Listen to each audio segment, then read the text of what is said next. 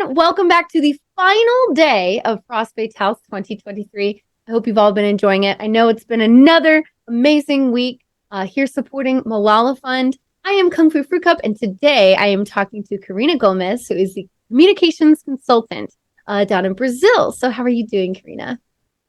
I'm fine. I'm doing great. Thank you so much for the invitation to join you guys today. Of course. Yeah, we're so happy. I'm so overjoyed to speak with everybody at Malala Fund. Anybody I've ever talked to with you all has been fantastic. And I love hearing about your stories, your experiences. So, of course, we're going to get into that today. Now, first of all, I'd love to hear a little bit about what communications consultant entails, like how that works, what you do. Okay, great. So I've been working with Malala Fund since a year now, and I'm the first country communications focal point in Brazil. So I develop and execute communication strategies to advance Malala Fund's work in Brazil.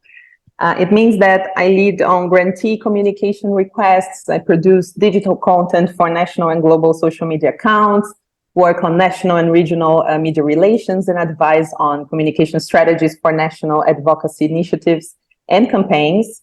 Last year, for example, we launched the social media accounts of the Brazil's Education Champion Network. In Brazil, the network assembles 11 champions and their organizations. And we also established a communications working group to coordinate all our collective communications efforts across partner organizations. And together we've built a narrative around girls' demands for education in a year of national elections. Last year, we elected a new president in Brazil, and girls from across all Brazil's regions were able to tell their leaders what they wanted for education. It was a very empowering process. And I also organized the official launch of the Education Champion Network in Brazil in a series of 2 major events. So as you can see, it's very exciting to work for Malala Fund. Yes, there's so much that's going on in your job. My goodness, that's a lot of different facets that you have to kind of manage and handle. But now you said education champions, and I know we've gone over this before, but for those who are maybe catching an interview for the first time, can you just tell us what an education champion is? Yes, sure. Perhaps before I can talk a little bit about Malala Fund's mission, because it's very attached to why Malala Fund focuses on investing in local education activists. So there are more than 130 million girls out of school in the whole world, yet there is little attention to this global issue. So Malala, the youngest Nobel Prize winner, and her father, Ziauddin Yousafzai, they founded the organization in 2013 with the mission of championing every girl's right to 12 years of free, safe, quality education. So Malala Fund focuses on 3 areas to accomplish this mission, which is investing in local education activists, advocating to hold leaders accountable, and also amplifying girls' voices. And this is why, as I said, the organization invests in these local education activists. They work collectively to challenge policies and practices that prevent girls from going to school in their communities. This network is called the Education Champion Network. It assembles over 80 local educators and advocates from countries where most girls are missing out on secondary school. And currently we are present in 10 countries, including Brazil, where I'm speaking from. So Malala Fund invests in their work. The organization supports their professional development and connects them with each other to develop national, regional, and global networks. So last year in Brazil, there was a major project called the Elections Project. So our champions, they worked collectively to place education as a priority in the national elections. They drafted a letter of commitment for the right to education in the 2022 elections. It's a 4-point pact for quality, fully funded education, and secured signatures from over 500 candidates, including the actual president, Luiz Inácio Lula da Silva. And as a second step, they also mobilized girls from across Brazil to present their demand to leaders. So it was a major project, which is still being implemented, because this year, our champions will monitor, they will verify whether elected candidates are actually implementing the points that they committed to in the letter of commitment. Wow, That's awesome. That's really cool. We got 500 signatures, including the president's. I love that. So you'd say that was like maybe one of the biggest accomplishments that you all have had last year. That's wonderful. Are there any kind of then projects you're bringing into this year that you're continuing to push for or want to start or anything like that? Mhm. We have a continuation of the elections project, which is the monitoring process, as I've already mentioned.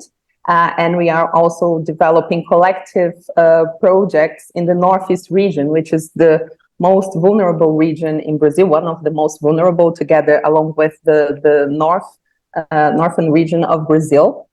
And Malala Fund intends to expand also its work to other regions of Brazil and also its portfolio. Malala Fund now also has a girl program, which is more focused on amplifying girls' voices, growing a fellowship of girls who will be trained to be activists in their regions, and Brazilian girls will participate in that process. So there is a lot going on.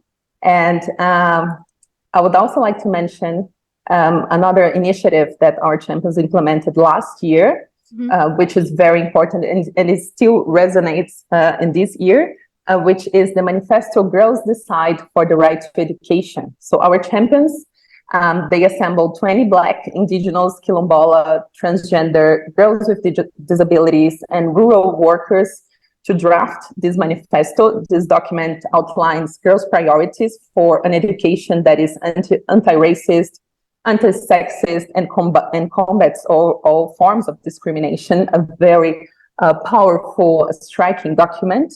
And we may not forget that Brazil's economy is the 8th largest in the world, yet it's far from equal. Rising poverty, racism, and gender-based violence are keeping girls from learning.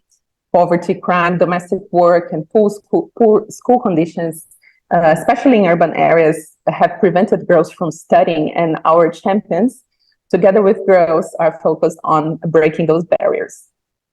That's awesome. Well, I'm sure that they're doing amazing work, and I look forward to seeing all of the barriers that they could break over the course of this year. It's always great for, I mean, it's just amazing to see not only girls working to empower girls' voices, but also to empower minorities' voices. To just, it's like helping each other, just helping bring everybody up. So I love hearing about that. It just shows how strong the community is and how impactful Malala Fund really can be. So that's really fantastic. Now, since you've been working with Malala Fund for this past year, are there any specific experiences you've had, maybe with an education champion or just somewhere within your role that's really, really stood out to you, that's been really meaningful to you? Definitely, of course. Well, in the event where girls launched the Girls Decide Manifesto for the Right to Education, they literally led the event we organized in Brazil's Northeast region. So seeing girls taking the stage at a public office to tell their leaders what their demands for education are was very striking to me. The largest broadcasting company in Brazil, Globo TV, produced a 10-minute feature on Malala Fund's work with girls in Brazil and told impactful stories from girls who are leading initiatives to combat, for example, school dropout, or girls who advocate for others facing barriers to go to school in communities affected by gang violence. So we saw Black, Indigenous, rural girls having their voices amplified to an audience of millions of users. And after the event, I saw some of the girls who wrote the manifesto sharing that feature and other social media material our team produced on the manifesto in their profiles. And they were saying things like, we are Black girls and we are protagonists of a story featured by the largest broadcaster in our country, or I'm Quilombola and my demands for my community are being echoed nationally. I can't believe this is happening. So I felt deeply grateful to have had the opportunity to amplify girls' voices and their demands for education. Awesome. Well, thank you so much for sharing that. And with your job, especially working so much with social media, if people want to follow along, know what's going on, hear about all of these like follow-ups with the election and everything that the girls are working on down in Brazil and the things that you are heading, where's the best place for them to follow along with that? Please just follow the handle at Malala on Instagram and Facebook. And I'm going to spell it. Okay. It's at REDEMALALA. Malala. So we are on Facebook and Instagram, and there you can see and follow powerful stories of girls who are changing their communities, and also stories from our champions who are leading the fight against gender-based violence and gender-based discrimination. Awesome. There you go. You said REDE, Malala. Exactly. Okay. At REDE, Malala, MALALA. Please go follow those accounts and keep up with what Karina and all the amazing girls are doing down in Brazil. Now, before I let you go, is there anything else you'd like to say? This is our last day of the marathon. We have been here all together raising money. It's been amazing. And we appreciate talking with you all so much. Like, maybe let's end with this. Like, your experiences. I know that you said maybe you don't have like tons and tons of gaming experience, but what do you think of this kind of event? Like the things that we hold with like gamers and all of that. What does that like say for you? Like how do you feel about it? I find it amazing. Although it's been a long time, I don't play video games. I can remember some of the obstacles I had to overcome in the Mushroom Kingdom to rescue Princess Peach while playing Mario Bros. So this was definitely my favorite game alongside with Donkey Kong. And I played both countless times. I think we need to be playful in life. Overcoming obstacles in the gaming area. It's also a way of dealing with life better. I have beautiful memories of also exchanging with other people, right? Online or in presence. So I totally support it. And I should be playing more video games, definitely. It's a good stress reliever. But again, like we also have this wonderful community here in Frame Fatales and GDQ and just all over online in gaming. There's amazing communities out there and a lot of really nice safe spaces for women that you'd be surprised are there. I mean, this is a really, really, really good example. So we're so happy to have been working with you all once again to raise money for Malala Fund. And thank you so much for speaking with me, Karina. I really appreciate it. It's been Thank super you. fun. I'm grateful. Of course, of course. All right, everybody, we're on the final day. Go raise more money from Malala Fund. Let's break some records. Let's do some awesome stuff and see some amazing gameplay. Thank you so much once again. Have a great final day. I am Kungfufruitcup, and we'll see you at the next event. Bye, everyone.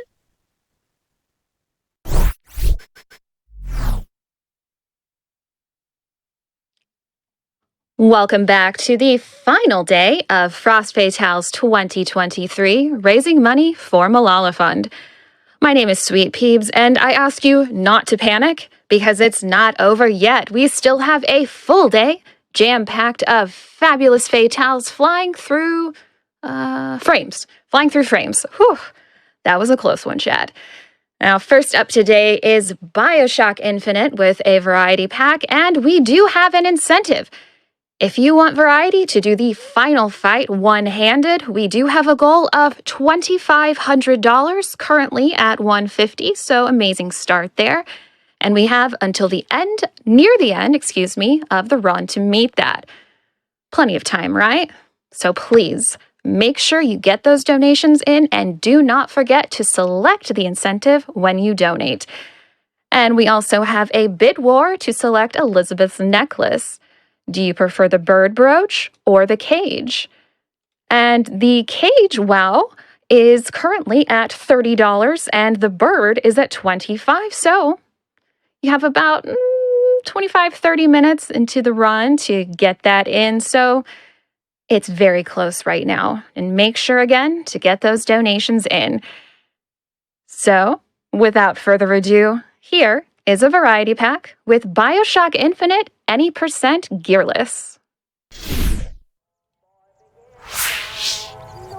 All right.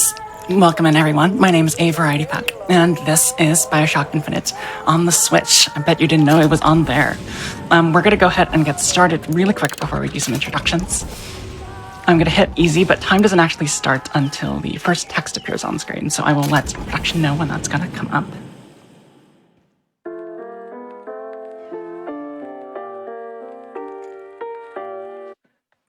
And that is going to be in about 5, 4, 3, 2, 1, and go. All right, my name is A Variety Pack. As I said, I am joined in commentary today by, if you'd like to introduce yourself. Hello, I am Abbienies, lover of the game and variety. I'm very happy to be here today. Yeah, so this is BioShock Infinite, any percent gearless, and that sounds like a strange category. That just sounds like you're just playing the game. However, in every previous instance of this game sort of being run at any GDQ event, it's been any percent, or anything that requires you to get gears, or these little power-ups that you can get that provide passive bonuses as you go along. The most notorious of them is called Hill Runner's Hat. Basically, that means if your shield breaks, you have a massive speed boost, which, as you might imagine, is rather useful for a speed run. However, the chance of picking that up at any given cycle is probably about 1 in 50, maybe 1 in 52 even. So that's very awful. It requires a lot of resetting, typically. Any percent gearless basically eliminates the necessity for picking up that. You get no gears. You don't get something called Trigger Rush, which increases your speed when you pick up food. You don't get Hill Runner's Hat, so this run ends up being actually a lot more execution heavy than any percent by some strange miracle. We play as Booker DeWitt. We are currently on a boat, and we're going to make our way up to this lighthouse to be launched into the city of Columbia. We've arrived. I feel like everything that Booker does is reluctant in this game. Every button press is aggressive or reluctant. It's quite nice to play as Booker sometimes. Shall we tell him? Yeah, for sure. Is somebody meeting me here? I certainly hope so. It does seem like a dreadful Okay. Excuse me. It's Booker DeWitt. Throughout this run, we're going to be performing a few tricks. The most notable one is called Death Warping, where we damage ourselves to 0, as well as use our momentum to carry ourselves through certain collisions and certain walls. This will be used to skip entire portions of the game. You might remember this game being rather long, there's a few sections. But not before we do this incredibly difficult puzzle here. 1, 2, 2. That seems very foolish, but I will say that every single person who's run this game, run BioShock Infinite, has indeed practiced doing that as quickly as possible. It is very easy to mess up. You can do like 1, 1, 2 sometimes. You can do 1, 3, 1, which completely messes it up. So everyone has sat there practicing, okay, this, now A, now A, now A. It feels slightly stupid to do that, but it does feel even worse to reset your run to the bells. So it ends up being rather worth it. Even casually, I hit the bells wrong. All right, Booker is now going to approach this totally not ominous at all looking chair before he gets launched down. All right. Barber-looking chair, isn't it? Sit in their fancy chair. Just having a little trim. Yeah, those things on the side of the arms don't mean anything. Yeah, no. Oh, So, another thing that I should mention while we're watching this very lengthy cutscene about the Switch ports versus PC is that there's a ton of tricks on the PC version that are very frame dependent. You oftentimes need upwards to 300 to 400 frames per second to execute many of the tricks. The Switch, as is rather notorious for, can barely manage 30 consistently, so we're not actually going to be able to farm a lot of them. However, there are workarounds for a lot of the tricks. For example, Comstock Gate Skip. When we get over there, normally what you would do is you would simply crouch and look at the ground on the PC version, and you sort of glide through the gate. We're going to actually have to end up doing something a little bit more involved to get through it, but there is a workaround, so that makes the Switch ports indeed slower, but not too much slower. I would say that Gearless is, in addition to being one of the more execution-heavy runs, also one of the more approachable runs for new runners. If anything you see here is interesting to you, or you like to at least try out any of the tricks, the BioShock Discord is more than willing to help out, as well as point you towards Gearless, as I am. I think it just prevents runners from being discouraged from having to reset for Hill Runner's Hat all the time. you run quite a few categories of this game, don't you, as well, Variety? I do. Like to There share with are us? 7 for the Switch. There's any percent. There's any percent gearless. There's all collectibles, which is relatively self-explanatory. There's 1999 mode, which is the most difficult one, where you get booted out of the game if you don't have enough money. It's a bit brutal. There is any percent gunless, which requires you to beat the game without a gun. There is one-handed, but you play the game entirely with one hand, and of course glitchless. I would absolutely invite anyone to challenge any of my times. I currently hold world record for all of them, but honestly, that's not saying very much. There's not too many people who would like to run those games or that category on that console. So, this is an open invitation to destroy my times. And we're going to get to see a bit of the, hopefully, a bit of the one-handedness later, aren't we? Because we've got an incentive going for the final fight one-handed. And we also get to see our friend Sock Creature, or Sock Puppet. Yes, not only will you get to see me fight one-handed, you will be, my face will be replaced with that of a sock puppet. So if you'd like to see some just really, really highbrow comedy, make sure to get your donations in for that. SweetPeebs, how are we doing on that so far? We're actually currently at $334, so we are off to an amazing start. Awesome. Best keep such questions to myself, unless I want. And every year, I always find this part of the game very creepy. It's Very unsettling. Yes, that's the better word. Thank you, Peeps. Oh, you're so welcome. Is it someone new? Creature Winning here is either really good or really bad at his job. The only way to get through him is to sort of be baptized into the spirit of Columbia, which is where we ascended to. It's quite an aggressive baptism. Yeah, he's going to take his job a little bit too seriously, you could say. Will you be cleansed, brother? All right, we take his hand. He takes a good long look at us, and In the name of our prophet, in the name of our founders, and the name is of perhaps our a bit Lord. aggressive with his methods. Yeah. I don't know, brothers and sisters, but this one doesn't look clean to me. All right.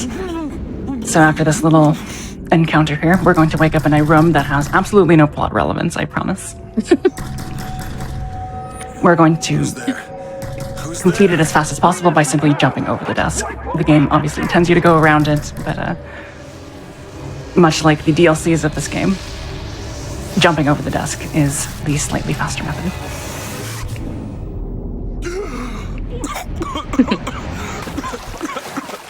All right, coming up is our first skip. It's not a huge deal if I don't get it. It's actually rather annoying if you don't get it. What I'll basically be doing is standing on the right-hand side of the railing of the platform that's coming up. After a little bit of time, there's an audio cue. The violin will play a little bit of a melody, and at a certain point in that melody, I will be jumping off the side of the railing and hopefully sort of circumventing the need to wait for the platform to come all the way down. So we got it.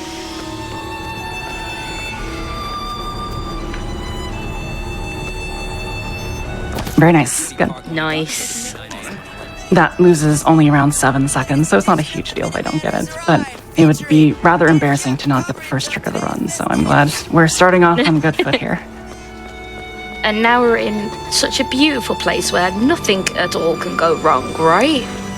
Yeah, you'll notice that we're being rather sarcastic about a lot of this game's story elements, and that's because there's a lot of it. This game constantly bombards you with story, so luckily we have the illustrious SweetPeebs here to fill in that gap with a lot of donations and other good stuff. We do have... Do I have time to read a couple of those beautiful donations? Just a second. After this parade comes by, we're going to actually jump over the railing here so we don't have to wait for the bridge to come up. Sort of the inverse of what we just did, actually. So, other than that, you're free to read off 1 or 2 donations.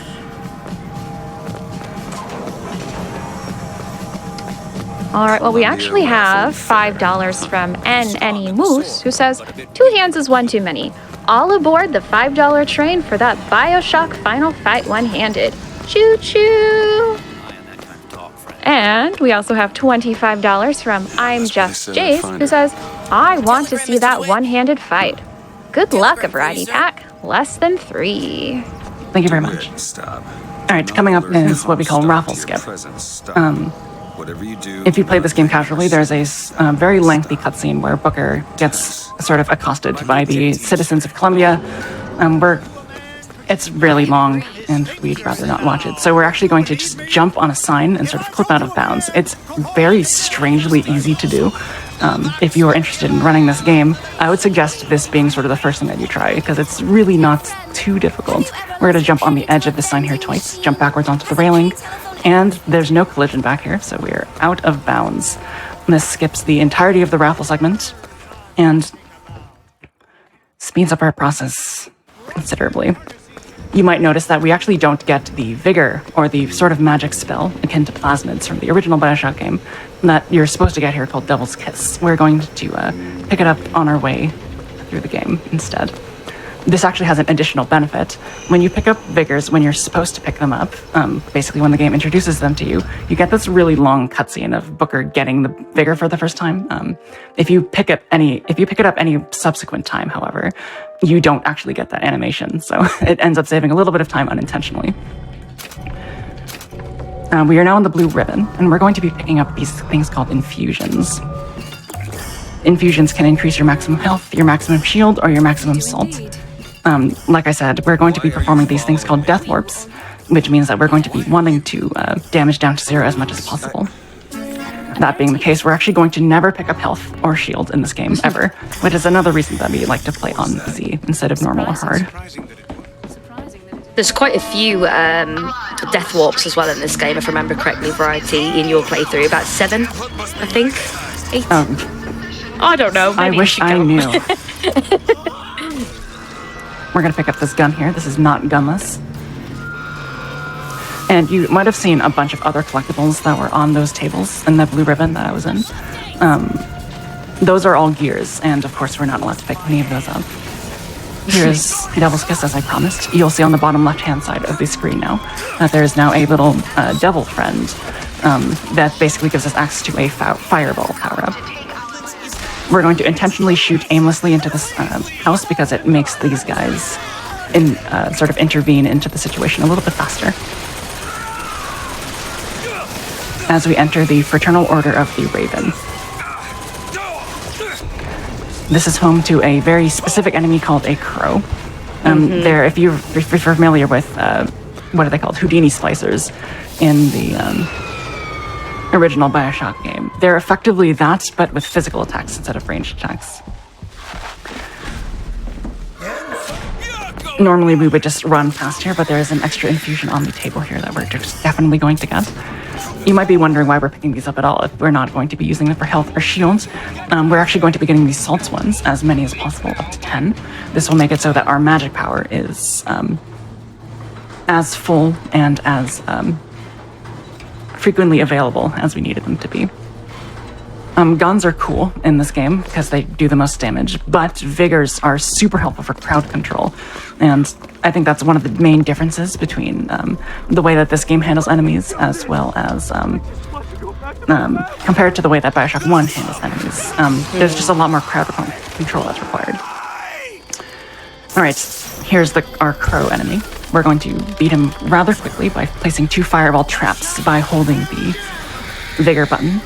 And sort of looking at this bottle of salts, the crow will sort of try to attack us, but run into the fireball traps, thus finishing the fight very quickly. What kind of vigor?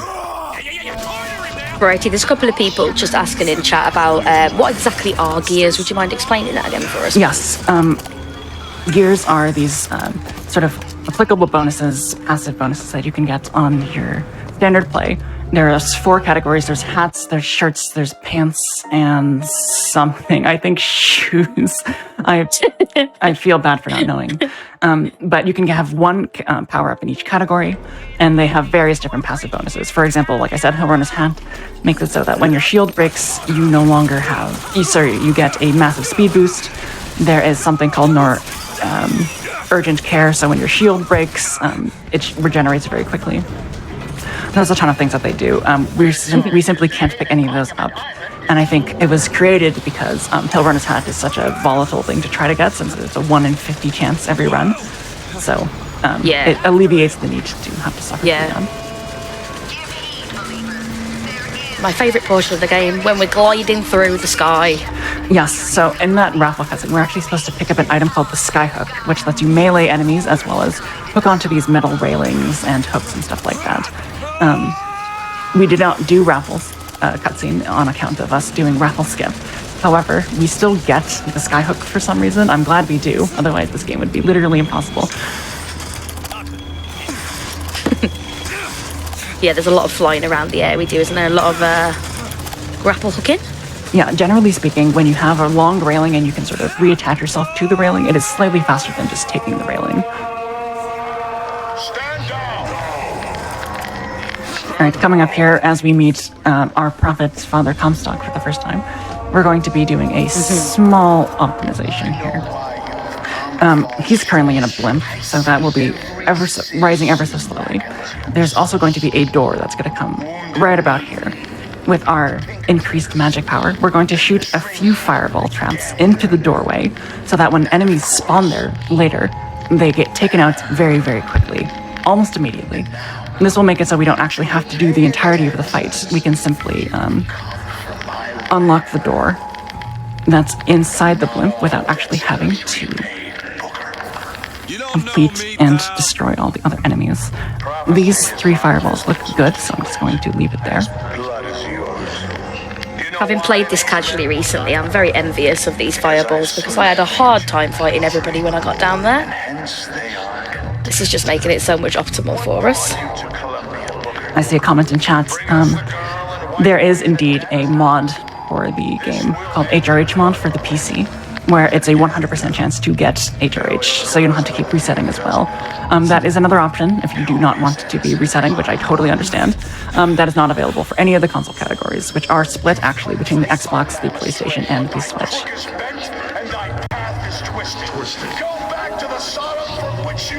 So you're going to see the enemies sort of blow up immediately. That should make it, if I did everything correctly, so that we don't actually have to take out any of the other enemies. We can simply just open the door here. Very good. Take this thing to Monument Island. Nice. Okay, I'm sure I can get this thing going. And we're taking control of this blimp, are we? Are we? We're going to try to, at least. We're going to try to. So I don't have to. We're going to find that it catches itself on fire, so we're going to need to escape. Amen. Our first goal is to actually get to a place called Monument Tower, which is where a girl that we need to rescue is being held. We were given this quest with nothing but the line, bring us the girl and wipe away the debt. So Bring us the we're girl going to and meet, wipe away the debt. we're going Sorry. to meet said girl very soon. I'm excited to meet the said girl. Nice dismount, Ray. Okay. All right, so Monument Island is a time in this run. The game gives you access to your gun and your vigors, but there are literally no enemies that you must fight from the entirety of it, from the beginning to the end, which is literally about 7 minutes. So I'm going to turn it over to SweetPeebs if they have any donations to be read or incentives to catch us up on. I would love to update you on that incentive. We are currently at $639 out. Excuse me, it just updated $724 out of the $2,500 we need. And I know, we've got a little bit, but that's going to come up sooner than you think. So make sure you get those donations in. We also have an update on the bird or cage necklace. Bird is currently at 165 and cage is at 60. So I'm glad to see all the bird donations, but if you prefer cage, make sure you get that in quick. Cage is indeed the slightly less oft-chosen option. So if you like to root for the underdog, Cage is the one to go for. Do I have time for some donations? Just 1 second. Okie doke. We're actually going to cover plot in a speed run. Can you actually imagine? This is Elizabeth. This is the girl that we are instructed to rescue. You can see in the background and in the subsequent cutscene that she really likes Paris. So we're going to be a bit of a not so nice person and sort of manipulate her into thinking that we're going to go to Paris, when in fact we're bringing her back to New York. So that's sort of the plot underlining for the next several minutes of the game. Other than that, though, I have nothing else to say, so go for it. All right. We have $10 from Silver and Onyx, who says, 2 tickets for the train, please. Wait, does Columbia have trains? Here's to seeing a variety pack absolutely kick butt one-handed. My partner and I loved playing BioShock Infinite together, and watching it run with such grace and speed is amazing. Keep that train going, friends. Awesome. Do you have time for a couple more? One more? Sure, go for it. All right. $30 from Rye, who says, I can't believe it's the last day already. What an amazing week. Thanks to all the runners, crew, and donors for making this and every Fatales event so much fun. Awesome. Elizabeth was performing magic on screen while you were talking, peeps. And by magic, I mean she was opening up, is it called a tear variety, I believe? It's called a tear. It's a quantum portal to another alternate universe. Don't worry about it. We'll cover it. We'll cover it by the end. I promise. Yeah, it'll make sense later. This job's getting worse all the time. Awesome. All right, so we're just making our way up to the top of the tower, where Elizabeth is presumably being held. To the comment who said something about trains, there are no trains. However, there is one fake train that we'll see when we're chasing Elizabeth after she gets away from us for a little bit.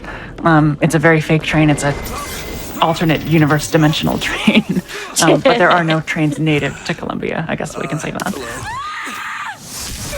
And there's our lovely Elizabeth. Hello, Elizabeth. Yeah, she's not super keen with us. She's throwing books at us, and I don't blame her. I'd throw books at a stranger if they entered my room too. I mean, this is the first non-bird person that she's ever seen. Oh, we'll cover the bird in a little bit. That's a special treat. Real enough.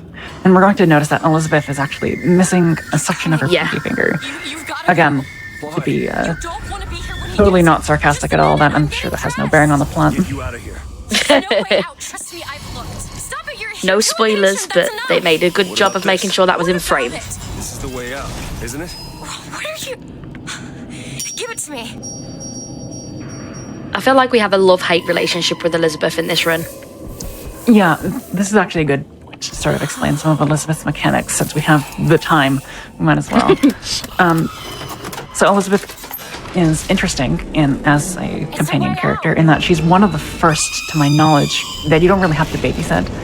She's very capable. She will not take any damage, and she will give us ammo and health and salts if we need them at any given time. Sometimes with greater intervals of time than I would like, but we take what we can get. That being said, when we're in a fight with Elizabeth, she has no collision. You can't run into her, which is good because that's the last thing you want in a fight. But for some reason, the developers decided to give her collision when you're not in a fight, which I will say that I would prefer for her not to have collision also in the normal casual parts of the game. Yeah. It's very interesting that they chose to do that. Also, as you saw, she has the ability to open tears. There are certain sort of selections that you can make to alter the environment a little bit. Say, for example, there might be a little bit of medical kits here that exist in an alternate dimension. She can open those and I can pick those up. Mostly we're going to be using them to open things in the environment so we can take out enemies faster. Why did they put me in here? Elizabeth is going to discover that she's been locked in a tower all of her life, which is very sad. But not before we meet our new nemesis for the game. This is Songbird. If you have any bird and or stab emotes, this is the perfect place to use them. Oh, I can't get there quick enough to chat. There we go. Songbird has a bit of a propensity for stabbing windows and other things, so I we're going to love be seeing that Songbird. quite often. I've said it to you before, Variety, but I wish that we could almost be friends with Songbird and ride Songbird because it would be so easy to get around Columbia It would on be. Songbird. But we can't figure out the magic melody until the end.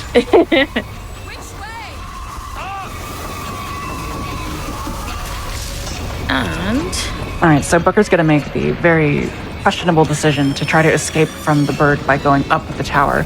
He gets very lucky, as you'll see.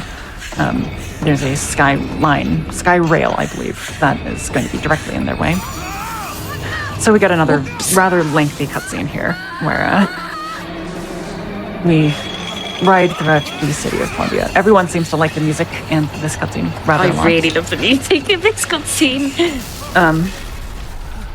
A lot of people find it very intense. I will say that when I first played this game, I had the desire, I guess, to sort of put a fan in my face so I could sort of like 4D experience this.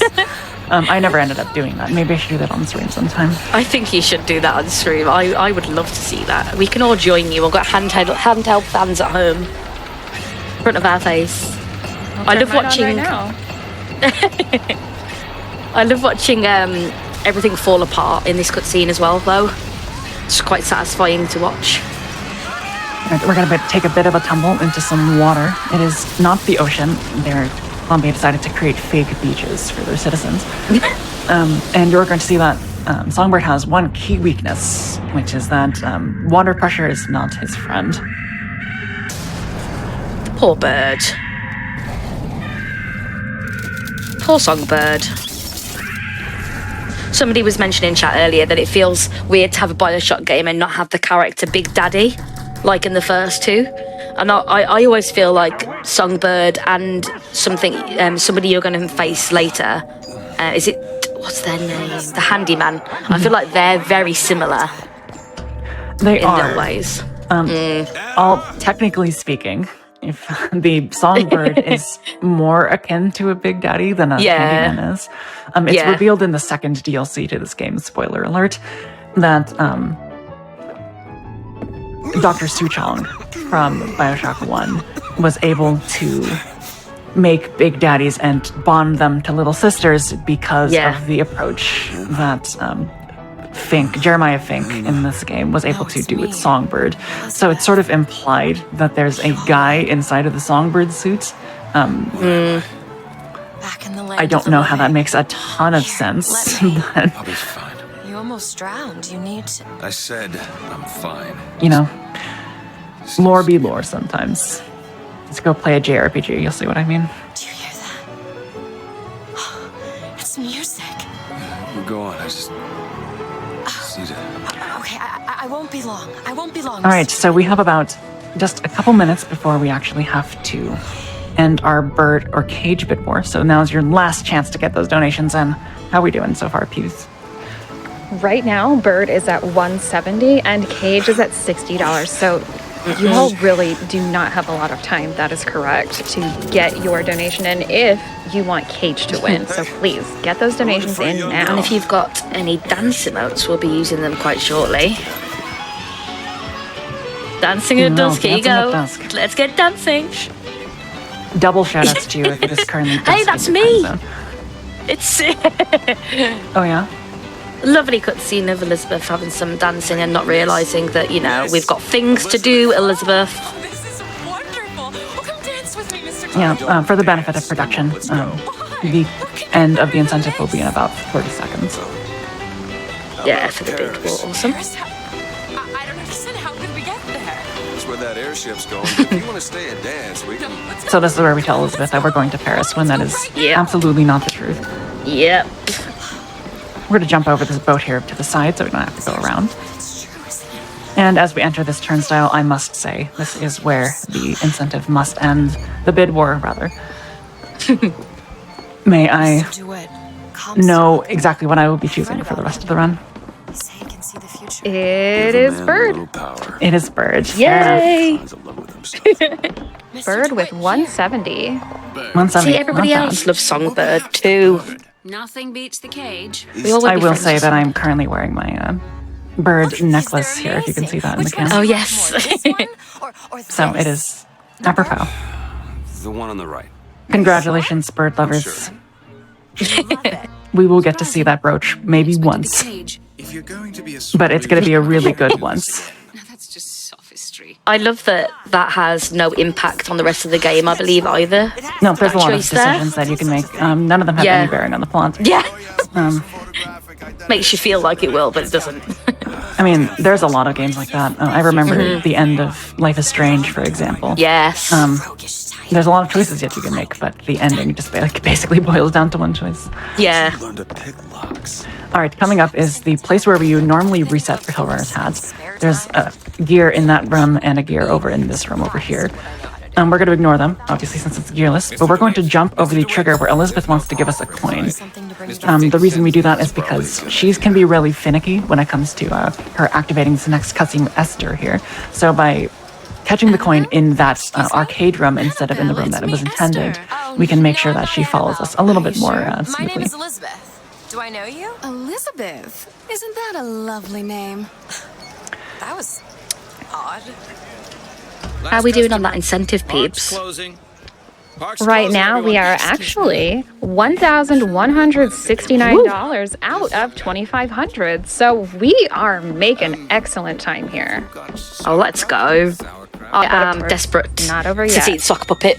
Oh my goodness gracious. I really want to see this. So please, everyone, make sure to get those donations in and make sure to click the little incentive button and select it. I got it.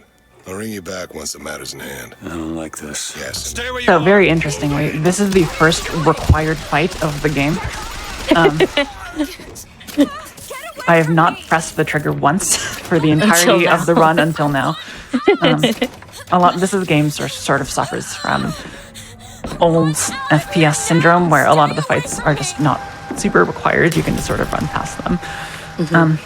There are some fights that we'll have to do. That was one of them. Otherwise, we cannot leave this room. And for some reason, when this gate opens, the invisible wall that constitutes the gate just doesn't actually leave until the gate is entirely open. It has ruined a lot of my movements in runs before. Just stay where you are. All right, so I like Elizabeth, how... My apologies. Hey, come back here. Elizabeth is justifiably upset. She's been out of the tower for probably 5 minutes, and she's already seen 4 people die. I can't believe you did that. And we're not in Paris yet. We're not. You killed Oh, those if people. bird lovers, here's one of the only times the brute You're comes a into monster. play. What did you Yeah, think this was could gonna see. happen? It's actually very funny.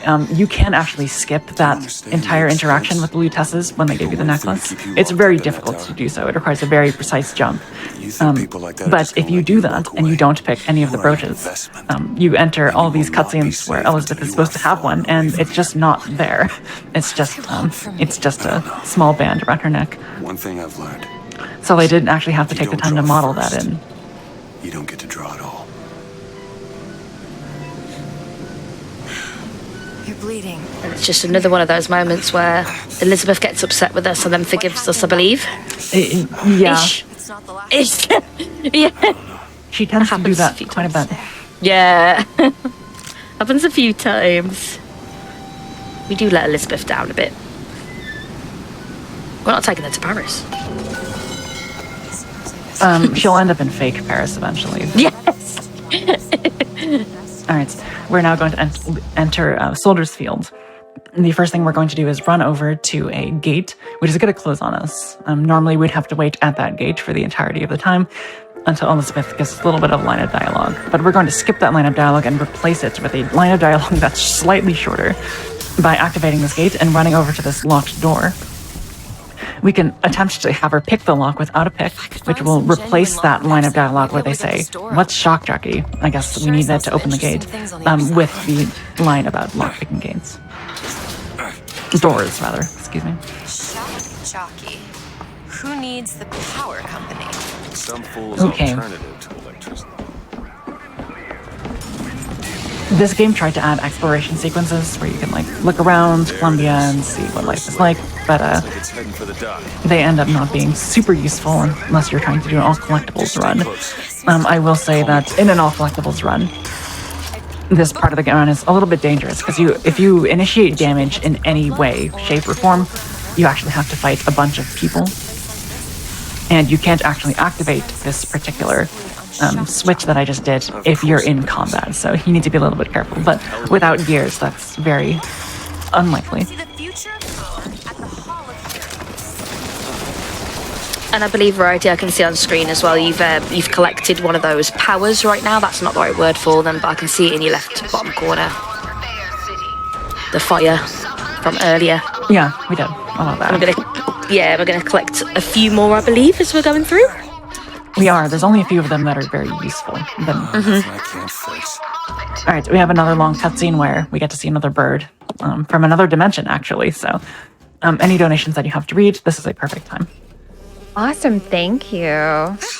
Hippie in a top hat has donated $15. Just kill it. Did y'all know Variety is cool? Legit. So grateful to have met you and be able to call you a friend.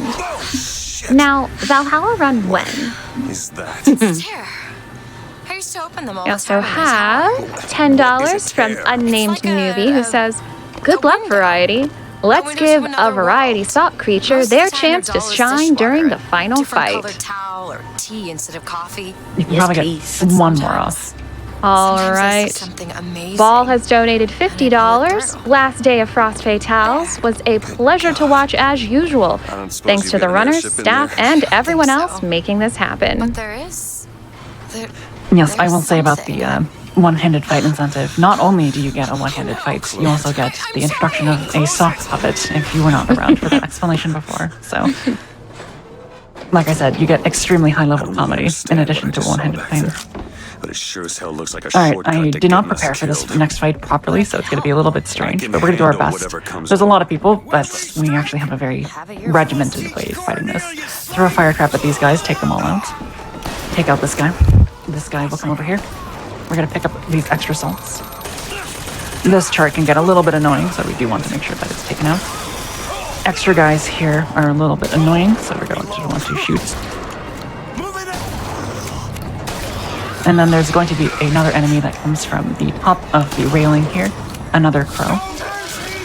Want to make sure we have one fireball ready, so we can launch that as well as the shots, which worked, thank God. And there's going to be one more enemy here. It's very good fight. You'll notice that we actually took out the crow and picked up another vigor. This is called Murder of Crows. It sent a bunch of crows out, if you would believe it. We actually had the opportunity to pick it up when we beat the first crow all the way back in the Fraternal Order of the Raven. Now that I'm saying Raven out loud, I think it might actually be Crow, just based on the name of the enemy. Either way, we did not pick it up there because, as I said before, when you pick up a gear in its intended location, there's an extra cutscene that you have to suffer through. So by picking it up in a secondary location, that animation is not required. We're going to be picking up here one of the most important weapons in the game. This is the rocket launcher. You remember me talking about death warps earlier before, where we damage ourselves down to 0, and also sort of use that property to sort of use our momentum to circumvent collision. Our first instance of that is coming up, and I'll let you know when that's about to happen. But now we're in the Hall of Heroes. We need to pick up a vigor called Shock Jockey in order to activate that switch that I was working on earlier. And we have to go through this entire side quest to make that work. I think you mentioned to me before, is Shock Jockey one of your favourites, right? Or was it the... It's not charges, and we'll see charge coming up later. That's it, yes. I can see how that would be confusing, charge and Shock Jockey. I also encourage chat to count the death warps with me because I'm desperate to know exactly how many there are. Yeah, I should know. You know, I will just be honest. Okay, I should know that number, but I don't. That's right. Chat can join us. Yeah, we're gonna pick up a damage boost for our rocket launcher, and we're gonna start damaging ourselves down, like I said. Look, I see you're caught up in some kind of jam here. If you could see fit to let us through to where they there are a couple fights before we actually need to perform the death warp. However, they're not too difficult, so I'm not too worried about dying beforehand. Okay, ideally we pick up a little bit of rocket launcher ammo so we don't actually have to buy any, but if we need to buy some, that's not that huge of a deal. Alright, first wave of enemies down, second wave of enemies down. Ooh, that was nice. RPG ammo. I like that. Very good. Pick up another infusion. Pick up another bar of money. We're going to need a little bit of money throughout this run. And we're going to pick up one more vigor. the bucking bronco, which, like I said before, simply does not require you to watch the animation if you pick it up in a non-intended location. All right, here's a death warp, and I'll do it first and then explain it to you. To keep you stocked with both bandages. We're gonna run at this door, Right materials. and we're gonna die. Because we had such little health, we can use that momentum from our jump and basically propel ourselves through that door. Yeah. And we've avoid having to do the very lengthy fights on either side of the Hall of Heroes. And we actually do need to go back and sort of look at those very nice bushes for a little bit. Otherwise, we'll be looking in a condition where we can leave. We can't actually leave the Hall of Heroes because that gate will actually have collision. We're going to be performing yet another death warp here, so that makes 2. That was a quick one following the first one. I always forget how quickly they come. And this will make it so that... Oh, one more. This will make it so that we actually get past this gate. It's not too bad if you have to watch the cutscene, but we want to make sure we get past the gate so we can do the next fight coming up in a very optimal way. For some reason, that pushes us past the gate. I'm not exactly sure why that happens. But we're going to intentionally be taking damage here again. Whoa, camera. Let's not actually die here. That would not be great. Keep your eye open for that shot. Okay, we're fine. And we're going to have our first fight against a Iron Patriot. I believe is what their name is. Yeah. They have a lot of health, and they can do a lot of damage to you, but we're going to sort of expedite the process by placing a ton of fire traps right in the path of its movement. You might remember having quite a bit of trouble with some of these when you play this game casually. I certainly did myself, but since we're playing on easy and we sort of know where strats are going to take place, you're going to see this fight take place, and I'll count how long it actually takes us. Done. All right. I died so many times to that boss. All right, so as Elizabeth is lockpicking this door, as soon as she gets started, we can do one final death warp. I did not do this properly. And make it so that it just makes it so we skip the animation of Elizabeth actually having to unlock the door. All that will be left is the lie. All right, we're going to find that there's no shock jockey left in that little crate, so we're going to actually have to confront Slate himself, which haven't actually explained the plot. Slate was one of Booker's fellow soldiers back in the Battle of Wounded Knee. He's here. And he's very mad at Comstock for stealing his reputation. But since we did that death warp before, we are now actually going to stand directly on top of Slate. This is absolutely not intended by the game. We're going to sort of make this fight go a little bit faster by sort of replacing traps that are earlier than intended. So for example, on this door, we're going to place 3 fire traps. And on this door, we're going to place a single one. You might remember that the enemies for the first wave come from here. You're going to see them spawn very awkwardly. We're going to throw 1 fire and 1 rocket launcher. Should take out most of them. Very good. Second wave comes through this door, so we're going to make sure to pick up a little bit more salts just in case. Firemen, which are the enemies that are, would you believe it, are on fire, are, for very obvious reasons, not weak to fire. So we're going to use Bucking Bronco to lift him up in the air, and he becomes extremely vulnerable when in the air. So that is the most expedient way to take care of those enemies, of which we'll only see a few. Now the final wave is going to come through here, so we're going to use our body to sort of block some of the electric stuff that he's going to be throwing. Otherwise, it may actually destroy those fireballs. And that is that fight as well. Very good fight. In any percent, you actually circumvent the necessity to do this fight in its entirety. You'll basically death warp your way through a door, then death warp your way through another door, and that skips having to do that entire fight. And you can get shock jockey anyway. But because we're running without gears and he'll run his hat, it is going to be required for us. I don't know why I decided to shoot at Slate. That literally does nothing. But we are going to confront him now. He does give us a little bit of a jump scare here. You're not done here, soldier!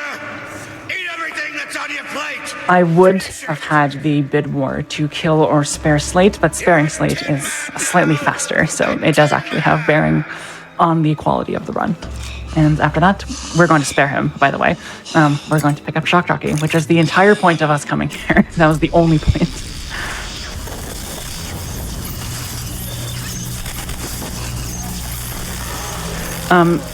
For us, all we're going to do is sort of run back to the Hall of Heroes. So if you have any donations or incentive updates to read out, now's a fantastic time. I do actually. We are at $1,499 out of $2,500, so that is only $1,001 away from unlocking that BioShock Infinite final fight one-handed with special guest little puppet friend.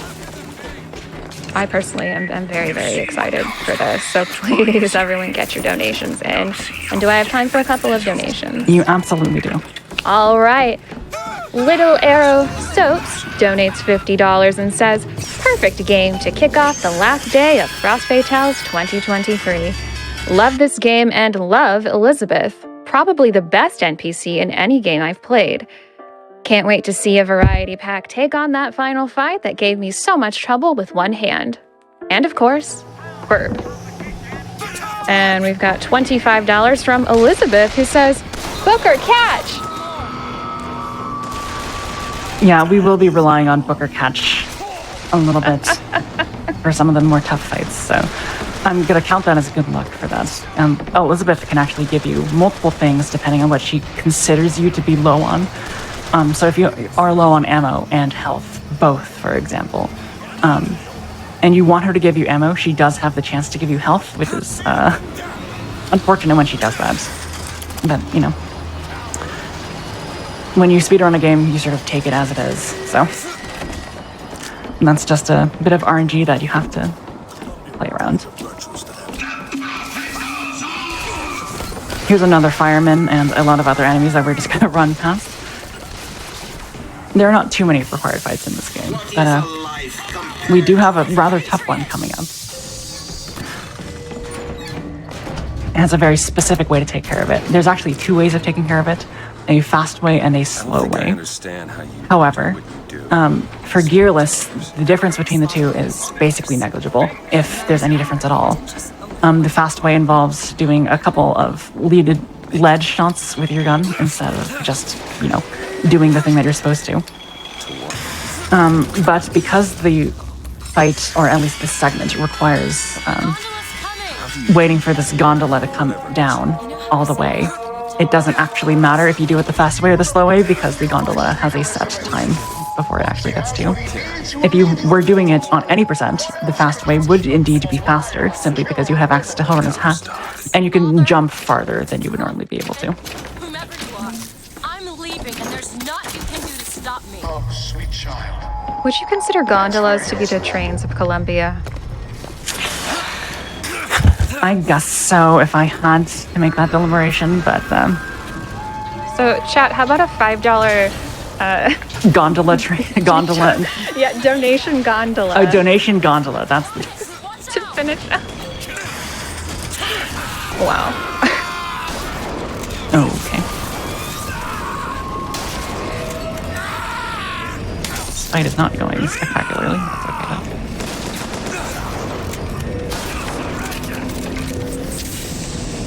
Alright, so this is the very specific order in which we must do things in this fight. We're going to take out those guys first, send a rocket launcher off, and take out this guy. He'll just fall off every so often. And we're going to sort of spawn camp a few enemies on this little platform here.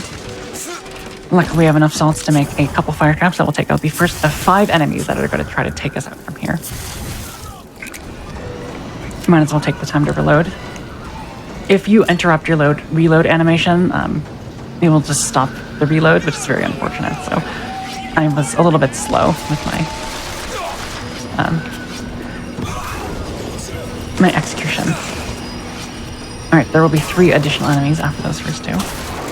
and they will all die to one shot with the shotgun. We will actually take that, Elizabeth. Thank you very much for the ammo. And there's going to be a lot of guys that are going to come down from this skyline here. This is going, again, the slow way, but what we're going to do is stand on this skyline and sort of, again, spawn camp these enemies as they come down. Take out 2 of them with the shotgun shot, and then take out the final one with a skyline strike. We will repeat this process 3 additional times. Take out one, and then take out the other.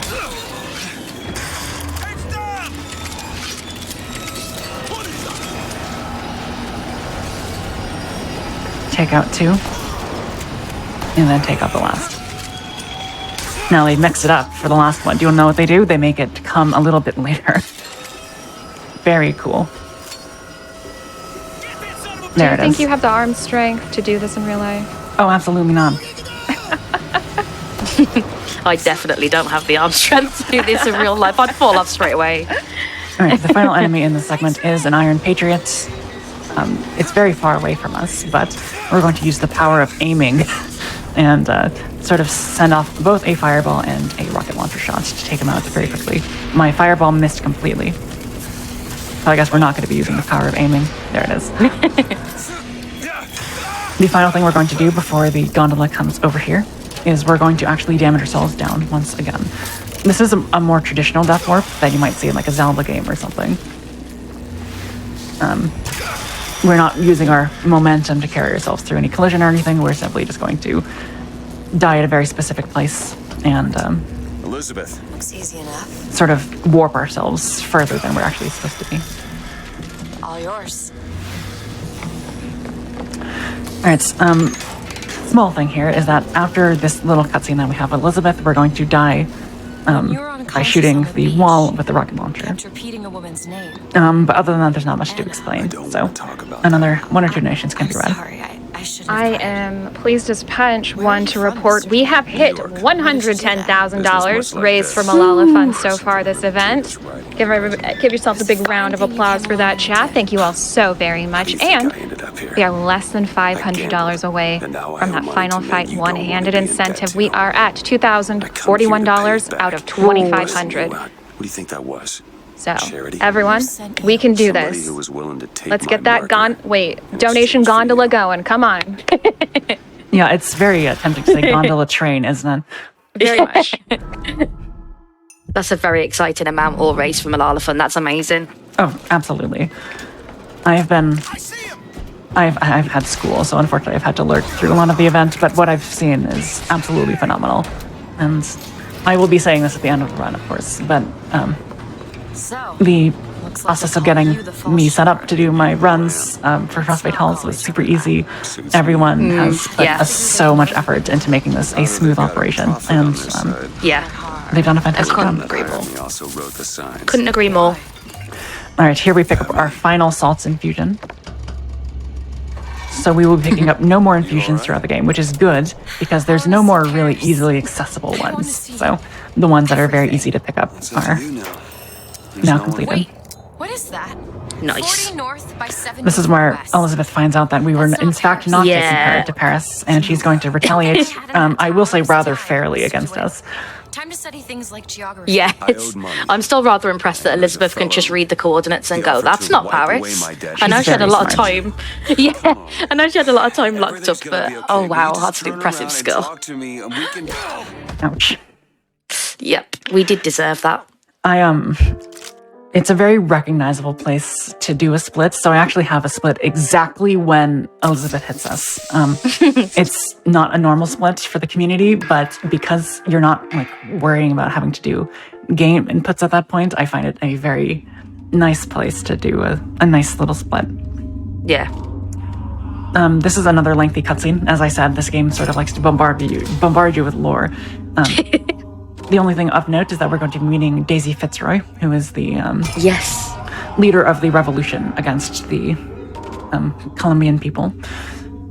She's going to instruct us to get guns for her revolution, which we are not going to do on account of us being a speedrun. So feel free to read a couple more donations. Sorry, Daisy. 8-Bit Spider-Bite has donated $85. Hard to believe we're nearing the end of this amazing week. This event has proven just how much kindness and generosity exists in the world. Shoutouts to the entire Frost Fatales team for bringing us this fantastic event. Twitch chat, let's hit every donation incentive tossed at us today. You've shown all week that we can do it, so let's give as much as we can to Malala Fund. See everyone at the next event. Caused a mess of trouble at the raffle. Awesome. You Fitzroy? You can probably get one more in. All right. I got no quarrel with you or your Vox Populi. $20 from Mythos, who says, thank you for supporting girls and women education and helping to enable choice for those who may not have it. Love the runs, love the games, and love the runner. Thank you so much. Only question is, which side you Awesome. on? Comstock is the god of the white man. Yeah, sorry, Daisy. We're too busy running a speed run. We can't help you, mate. Yeah, so slightly. It's gonna be implicit that we did so. Yeah. But first, you must We do a little secret mission on the side that no one saw. That's all. There's a gunsmith who can supply weapons to our cause. All right, so Booker just took 3 massive blows to the head, and he's gonna take yet another one here. But we have a shield. It's fine. He's fine. We can fall from that height and survive. We've got a shield. All right, this is Finkton, and we're gonna do a couple of interesting things here. Just a little bit of movement. Running on the right-hand side of that is going to be the fastest way to get past that turn. And instead of going around to the right here, we're going to do pipe skip, where we just simply jump to the left of the pipe and avoid having to go across. The next section of the game involves Elizabeth being, again, justifiably rather upset with us. So we're going to have to chase her around, and we're going to see the only real train in the run. You ready? Get out of here, snipe. You want to know what we do to pretty little stowaways? So yeah, Elizabeth is going to be a little bit nice to us and not outright kill us with her tears, but she's going to try to impede our movements. What a skill to have a tear to open up a different universe. Chat, if you could open up to a different universe, where would you go and why? Or better yet, donate with your ideas on the gondola train. Wait, I said train. Oh no. It's so good. I don't know. Get away from me. All right, coming up is our dear friend's train, but not before we get a marching band. Hey, watch out! All right, here's the train. You ready? Oh, we're ready. Train. Woo! There is a train. Okay, coming up is a fight that is yet another scripted one. All the required fights in this game are pretty scripted, which is good because it leads to greater consistency. Gotta be another way in. All right, so we're going to pull out rocket launcher, throw a fireball at this guy, and also this guy, and shoot these guys. With the rocket launcher, takes out the vast majority of the floor enemies. Those guys will be taken out, and there's only one left in the first wave. Here he is. Good. Second wave is a little bit more tricky since there's now a guy with a rocket launcher himself, which is a little bit difficult to take care of. I did that fight extremely fast, faster than normal. And I might actually have to do a bit of a reset here. Unfortunate. Normally that enemy is supposed to drop an item called a volley gun, and I killed him too fast, so he did not drop the volley gun, which is unfortunate. I didn't know it was possible to do it so That fast that they wouldn't drop it. Extremely rarely, like incredibly rarely. So okay, so I lied. We're actually gonna see 2 trains, I guess. 2 trains! We get to do it again. 2 trains. It's exciting we get to see you do this bit really fast again, because it was so incredible to watch you do it then. It's so speedy. Yeah, unfortunately that eats into my estimate time, but that's just RNG. I can't do very much about that. That's fine. I'm just excited we get to see a train again. You're giving the people what they want. Yeah, it's better than my stalling that I did by jumping off of vines for 3 minutes during Skyward Sword. Yeah, on day 1 of hospitals, that was good fun. I will be a little bit slower so I don't have to actually reset the run. Jump! Move it! Move! Stay back! God damn it! Train. Yes. I am not going with you! Okay. The first phase is going to be exactly the same. We basically just don't want the volley gun carrier to be on the ship when he dies because he has an elevated chance of dropping the volley gun. Let me... Comstock wants a patient to run out! Nice miss. Oh, never mind, it worked.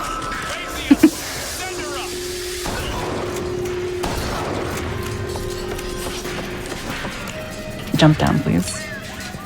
Hello? Oh, there you are.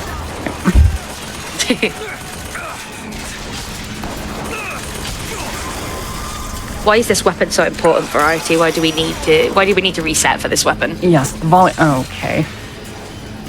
The volley gun is the other weapon that does very significant damage against us, which is, again, really good because we're going to be needing to perform several death warps. Of course. There's the volley gun. I apologize for having to waste a little bit of time doing that 2 times, but... Well, please don't apologize. I enjoyed seeing the train. It would absolutely not be faster to do the run without the volley gun, so... It's a really important weapon then. I see. And this is what I mean by, I think the handyman looks almost similar to Big Daddy in the first few games. I can see the resemblance anyway. I think, like you said, I think they're clearly supposed to resemble them. They do not act at all like the Big Daddy, though. No, they don't.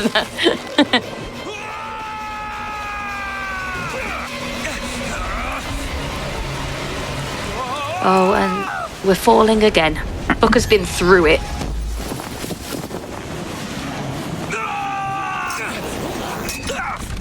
Alright, yet another cutscene. So, take it away with maybe 1 or 2 donations. All right. Actually, I have an update. We are so close. We are at 2431 out of 2,500. And Clarinet Hero has donated $50. I'll take 10 tickets to the $5 donation gondola. Choo choo. Wait, that's a train sound.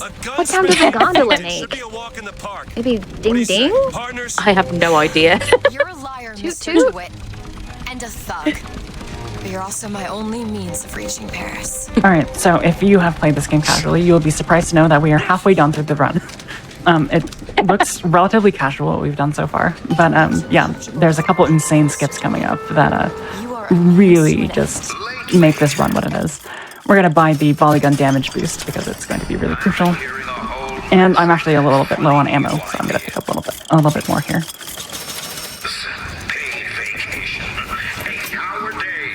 Oh, Elizabeth does not look pleased. Yeah, Elizabeth is still a little bit cross with us, but as is a pattern in this game, not for long. She'll sort of get over it.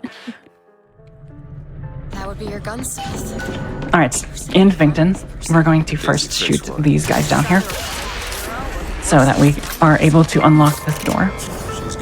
And on this door, we're going to throw a couple fire traps because there's going to be some reinforcements for the next required fight. We're going to throw an additional fireball just in case they get past that. And there's a bit of fight here that we can do.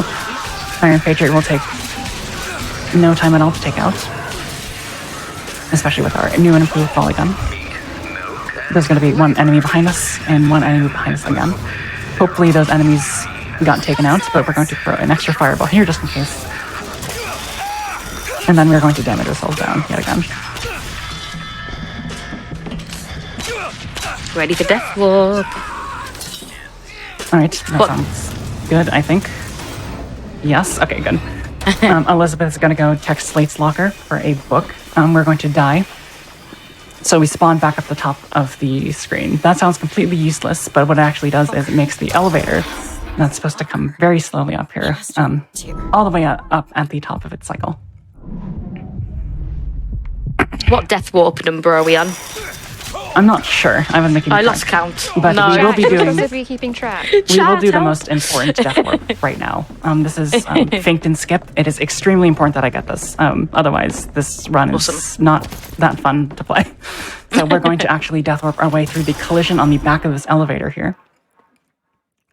Wake up on the other side of it, and we're going to do a very precise jump here, hitting this.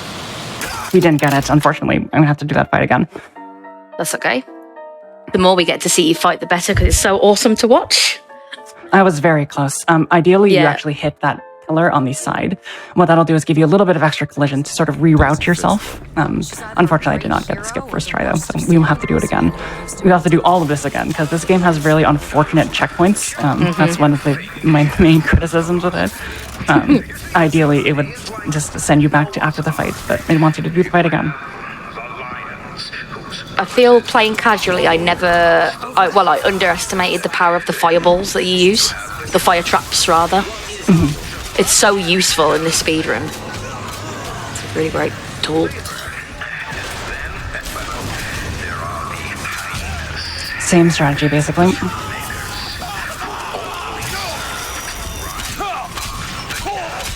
Yep, damaging down. Hopefully that last enemy gets taken out by the fireball. Or not. Interesting. Just keeping us on our toes.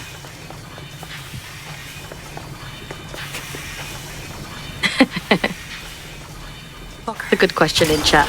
I wonder what Elizabeth must think when she sees Booker just taking damage deliberately at his feet. I don't know. I don't know what I would think.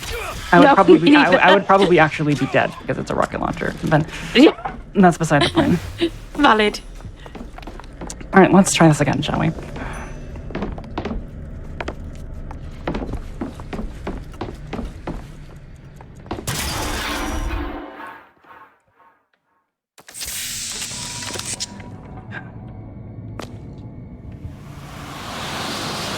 There we go. Very nice. Nice. Well done.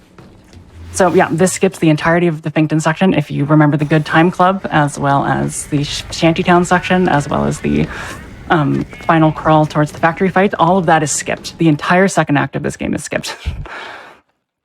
With that one trick. We're not quite out of the weeds yet, though. We actually need to do one additional death warp.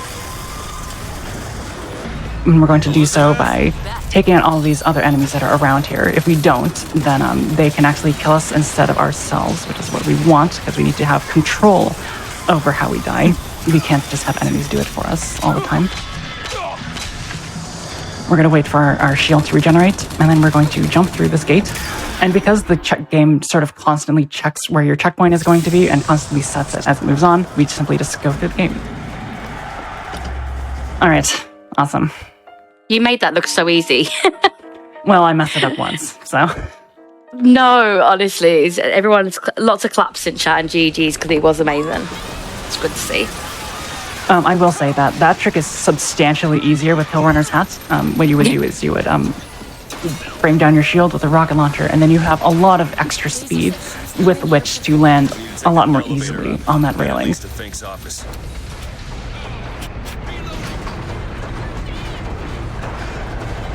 Oh, what a lovely lift. Yeah, so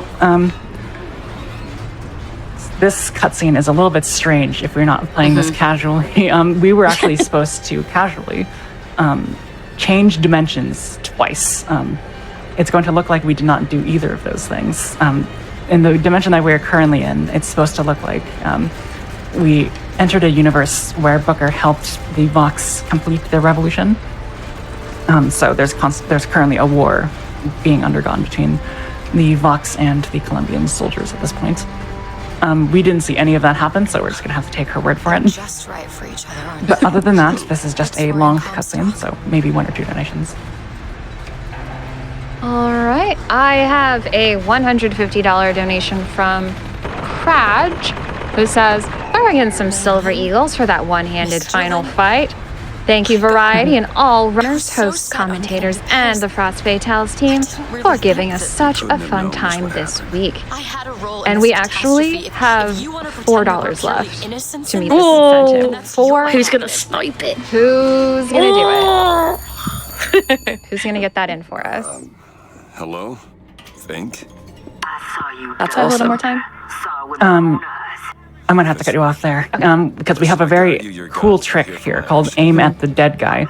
After we get to the top of this elevator, there's gonna be 3 enemies in a sort of odd position, but if you target with your rocket launcher the dead guy that's on the floor, for some reason, that very consistently takes out all 3 enemies without actually having to do much work. So... A nice trick. We will indeed aim at the dead guy. There he is. Look at him there. Oh, never mind, mate.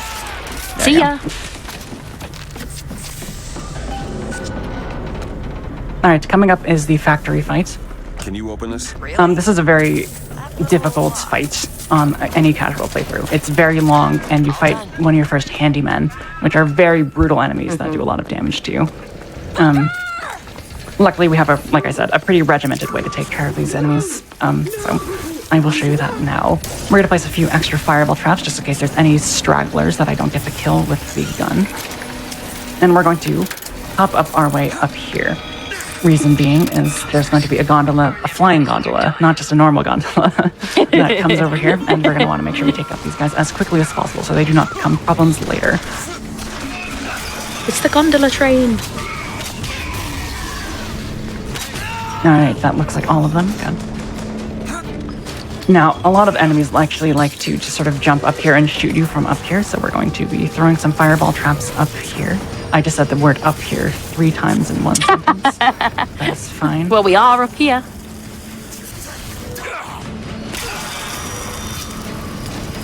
Now, we're going to normally also this... stand just to make sure we take out enough of them before we leave, so that there's enough left before we do that.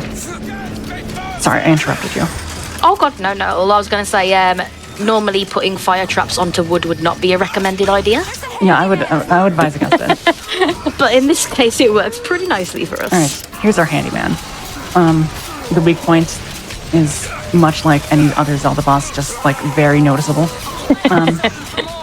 And for some reason, I don't understand why, and I don't think I ever will. All the enemies, the bigger enemies, tend to have a weakness to a certain vigor. And I believe the handyman is the only one that's weak to murder of crows. I'm not exactly sure why. Technically, it does make sense. Being accosted by a bunch of murderous crows does not sound very nice, and I would be, in fact, vulnerable to that. But I'm not sure why. It's just the handyman in this game. Maybe his lack of helmet and the fact that his head's fully out, the crows can really attack. I suppose, yeah. That's the only thing I can think of. This is what needs to be done.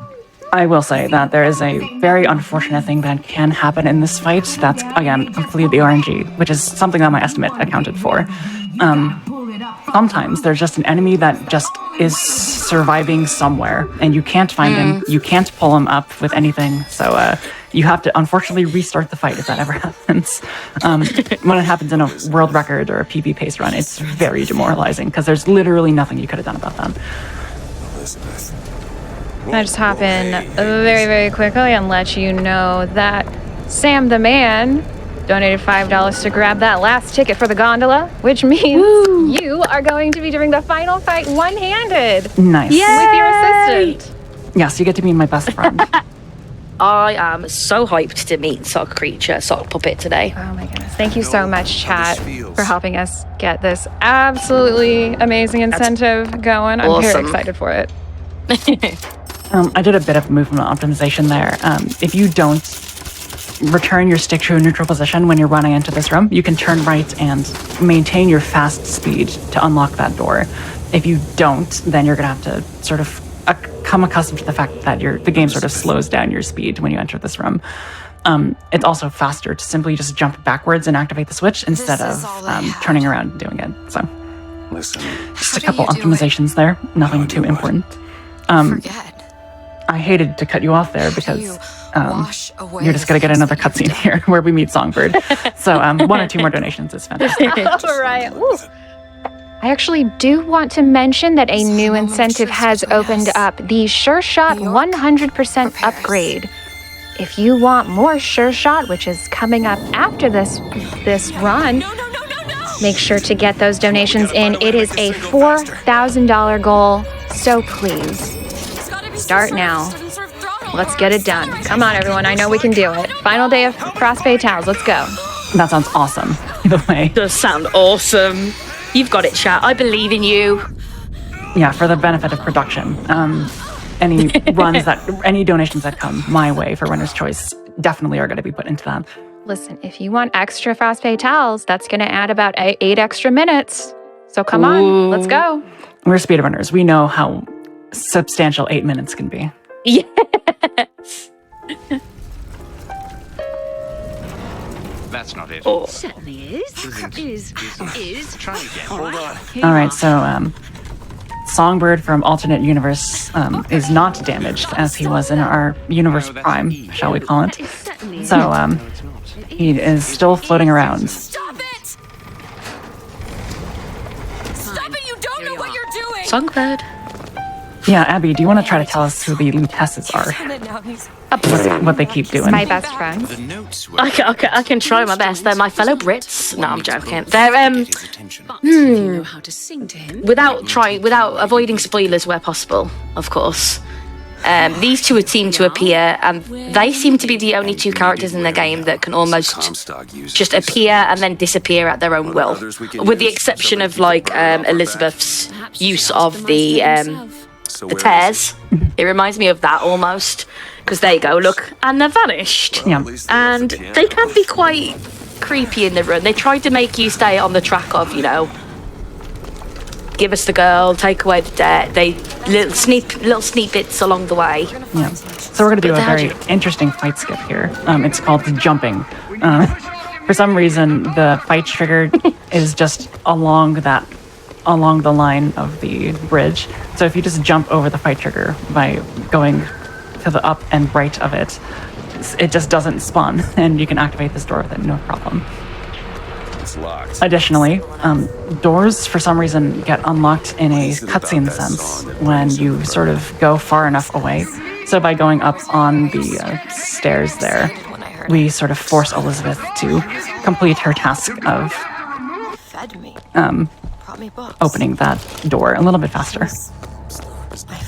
Take out these enemies, and also damage ourselves in the process, because we will need to perform yet another death warp again.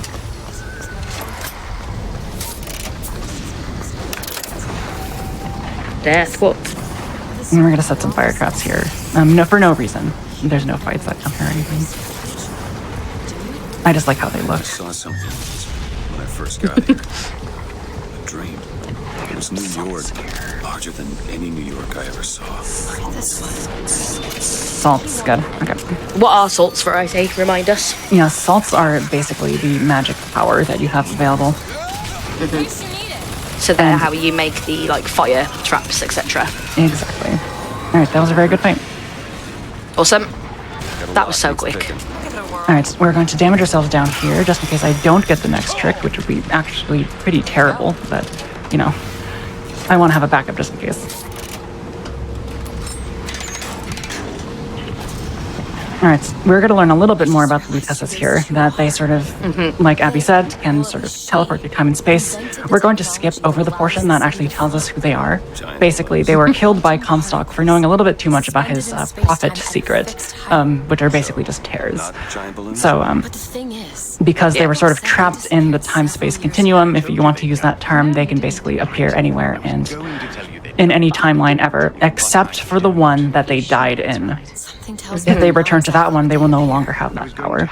And that is a crucial plot point in the second DLC to this game, the episode 2, which if you have not played yet and have played the original game, I would absolutely recommend playing. It's an emotional train, that's for sure. Yeah.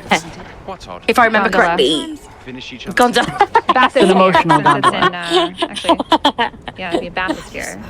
Yeah, that is true. I remember when my parents got me my first gondola. I was very emotionally attached to it.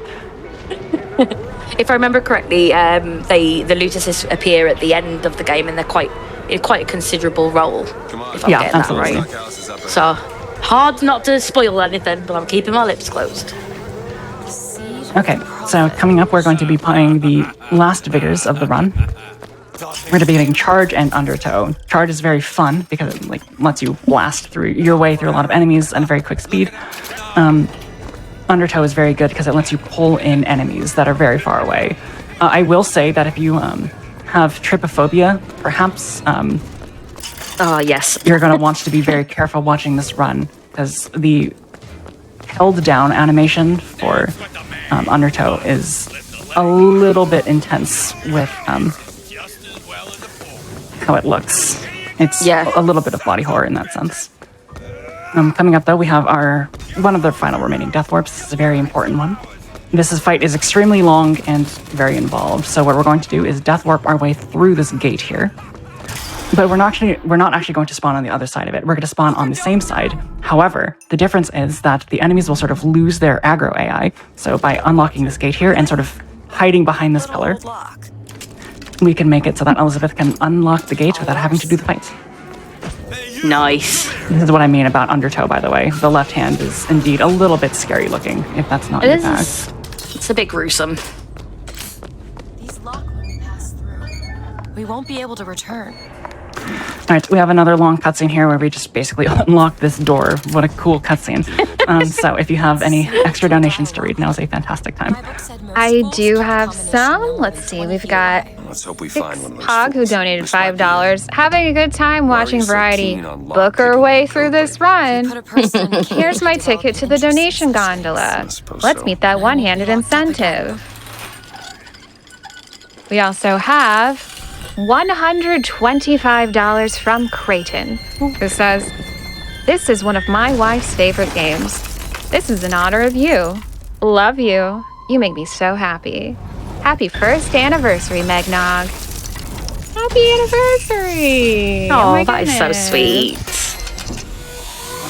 Oh, look, it's the bird.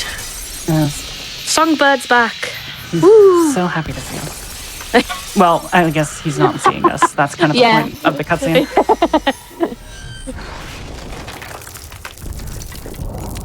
Another good moment there where they demonstrated that Elizabeth has a missing finger. Very important info, as you mentioned earlier. They like to throw it in, don't they, as much as possible so you didn't miss it. Yeah. They actually do mention it explicitly. Yes. In the in one of the cutscenes that we skipped over. I will stop him. All right, so coming up are two very important skips. One of them is called a second gate skip, would you believe it? There are two ways to do it. There's one where you sort of stand on a platform on top of the gate and then sort of maneuver yourself above the gates. That is, unfortunately, we've just recently discovered is very inconsistent on 30 frames or less per second. So we're going to be doing it the slower way, but in my personal opinion, the far more stylish way of doing it. We're going to basically grab 3 enemies with our undertow. We're going to push them through the gate, lift them up with Bucking Bronco, and then charge at them with charge. It's a really cool sort of mix and show of all the different abilities that we have at this point. Please enjoy. I might need a little bit of time for this. Look, Hawks are tearing this place apart.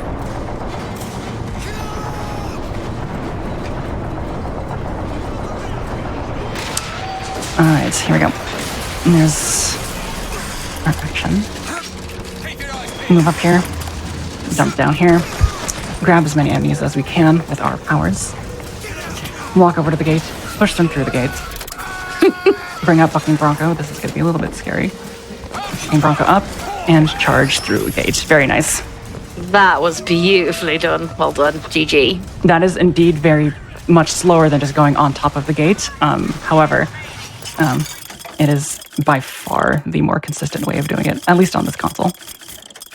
We're going to be picking up another damage boost for the volley gun, and we're going to be showing off the power and wonders of this charge ability that we have. This is my favorite vigor in the game, as Abby was bringing up earlier in the run. It's very cool. It lets you zoom at enemies. I wish there was a New Game Plus for this, as one of my mods do in my chat. It's really, really cool to like speed through the game with charge, but that's probably why they give it to you so late, just so that you can't abuse it at the earlier stages. Let me show you this awesome movement here. Charge. Just literally launching you into enemies with your weapon. So good. All right, so coming up is the trick that I exhibited in my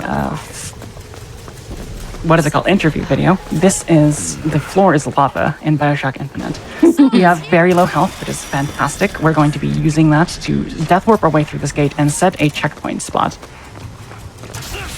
Or at least that's what would have happened. Let me try that again. You can actually, as you can see, shoot through that gate, which is kind of stupid, but whatever. Not too big of a deal. And that's not the part that's bad to fail. All right. So now we've set a checkpoint through the gate at a very far left-hand side.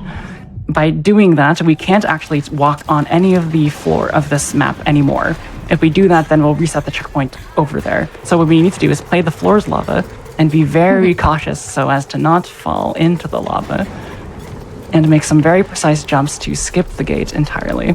If you've played this game casually, you might remember the Lady Comstock portions, which are basically very long fights against a ghost that you have to fight 3 times. And with this trick, we do not have to do that in the slightest. Perfect. Nice. I love that trick. I love that you have to climb around the railings to avoid the spot. It's so good. Yeah. Okay. So coming up is another long cutscene. That's just this game. That's just this game. I understand why it's not accepted in any marathons. And basically, Songbirds get to steal it away to Comstock House. So, SweetPeebs, if you have additional donations to read out, now's a great time. Just want to give an update on that Sure Shot 100% upgrade incentive. We are currently sitting at $570, and the total we need to reach is $4,000, and that closes before the 8th level of Sure Shot. So again, we don't have too much time to hit $4,000, but I know we can hit it. Let's go. Hashtag let's go. Oh, you have plenty of extra time. Okay, awesome. Rhythm Game Bunny donates $20 and says, interdimensional bird noises. Let's see. Would you care to say that again? I could barely hear that over Discord, not thinking that it was a human voice. All right. Yeah, Discord caught of me as well. All right. Let me try again so that you can hear it as well. Sorry. You're too convincing. Discord doesn't like to pick it up. Listen, I'm doing the interdimensional bird noises, and I just hope that I am coming through on stream. I'm sure you probably are. So it sounds beautiful. Thank you so much. I'm sure that's the exact noise that the bird's making as he carries Elizabeth away right now. That's what the songbird sounds like. And if you want me to make more interdimensional bird noises, please make sure to donate towards that Sure Shot 100% upgrade incentive. All right, so coming up is my favorite skip in the game. Probably because it's like, other than raffle skip at the very beginning of the run, it's one of the most easily understandable and accessible tricks, and it is really powerful as well. It's not like just like a small movement optimization. It's like a legit skip. If you remember this part of the game, this is the asylum, basically. There's a lot of very creepy horror enemies here that like to shout at you and summon enemies to come attack you. We're going to skip all of it with one trick, and it's, like I said, very understandable. You remember what the charge vigor does. It lets you sort of catapult your way towards enemies. And there's going to be an enemy that's above us that we can't actually get to normally. But if we stand next to this figure here, aim up, do one jump, we can actually skip the entirety of Asylum by just charging to this one turret. It's a fantastic skip. I think it's very understandable, very accessible, and one of the tricks that I saw that was like, I can do that. If I can do that, I can do anything in this run. And I would encourage you to feel the same way, if any of this looks interesting to you.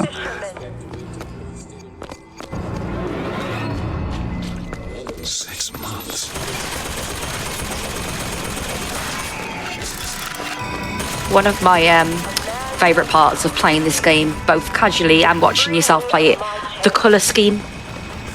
I love the colour scheme of this game. It's so beautifully done. We might have not been able to see Siren Head in a normal sense, but we will get to see him in a little jump scare, intended jump scare here. We turn around and there's going to be a fun guy here. We're going to just not worry about it. Just gonna go right past him.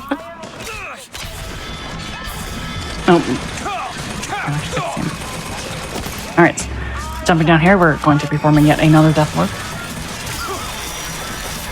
This time, when we see the tear begin to play, we're going to damage ourselves down to 0 one more time. Because it prevents us from having to watch the elevator actually descend all the way. Righty, a few people's just asking in chat. I just wanted to confirm. Are you playing on a Pro controller? I am indeed playing on the Pro controller. Yeah. One of my biggest gripes with this particular port is that they did not make use of the Switch's motion controls. Otherwise, I would absolutely be playing with Joy-Cons. I find myself to be a far more proficient aimer on the Switch with motion controls. Gyro is relatively good for the Switch, I am slightly saddened by the fact that I cannot do that for BioShock Infinite. All I can do is watch. That's what I said. Maybe in the future, who knows? Slides into its terminal stage. We're reaching the end of the game, which of course means that there's going to be a ton of exposition launched our way. So old Elizabeth here is going to tell us that we were transported to a later dimension where Comstock desires of having Elizabeth take over the city of Columbia were actually realized, and she was able to unleash hell on the rest of the world. So instead of having to subject you to that, I will allow SweetPeebs to read a couple more donations. Alrighty. We got $25 from One True Girlbot who says, awesome BioShock run so far by Variety. Let's finish this fundraiser strong. Hashtag let's go. Wasn't the torture that We've also got $25 from FemPress who says, I've been catching up on the VODs on YouTube. Thank you all so much for putting on such a great event for a good cause. Songbird. He always And $10 from Reverend Gumby who says, what sound does the donation gondola make? It's too late for me. Maybe whoosh whoosh? For your sake. Yours and hers. And an update on that Sure Shot 100% upgrade. We are currently at $770 out of the $4,000 needed to meet that goal. So come on, everyone. It's advice. Let's make it happen. How not to become me. All right, thank you very much for making me not have to describe exactly what was going on in the lore, because it's very complicated. All right, we're going to make heavy use of charge in this section when we attempt to rescue Elizabeth from Comstock. We're going to use it to get up here. Thank you. Get past these enemies and use it to get over to the first of 2 doors that we need to enter. Such a handy power. I see what you mean, what you were saying earlier about it's kind of obvious why they give it you so late in the game, because otherwise you could just jump through the game so quickly. Yeah, it's a shame, but yeah, speedrunning boys. Patriot will hit us, which is actually okay, because we will need to damage down to 0 again. Alright, so now this next section, you're actually supposed to just watch this cutscene. You don't have to, you can make your way to Elizabeth right now. What basically ends up happening is that Elizabeth, now unimpeded by the switches that we unlocked, is going to basically destroy the entire facility with a tornado tear. You can make your way to Elizabeth by jumping in this hallway, although it is slightly faster, what it also does, it opens the opportunity for you to clip through the floor and completely kill your run. So I did not jump. I was very careful as to just sort of shimmy my way over here. But yeah, jumping is the first time that happened to me, I was very appalled. I don't know why I clipped the floor. And like I said, the checkpoints in this game are relatively unforgiving, and what they will end up doing is respawning you at the back of the beginning of this segment, which is just a terrible checkpoint. Yeah. But what are you gonna do? It's me. I'm the one who... She's given us a way to get past Songbird. We're Poor going to Elizabeth. find an airship and we'll leave Paris, Elizabeth. Remember, you wanted to go We're not leaving. We are going to find Comstock. Why? You saw what he turns me into. I will not allow that. And so what? You're going to kill him? Variety, would you say that BioShock Infinite is your favourite of the BioShock series? You forget. I know you. I guess so, in terms of gameplay, for sure. I would say that my favorite BioShock story is not BioShock 1, 2, 3, or the Infinite DLCs. It's actually Minerva's Den, which is the DLC to BioShock 2. It has a very short, self-contained story within the setting of Rapture, but it's really, really good. If you've not played it, I would absolutely recommend it. Comstock Zeppelin is outside. The hand of the prophet calls it.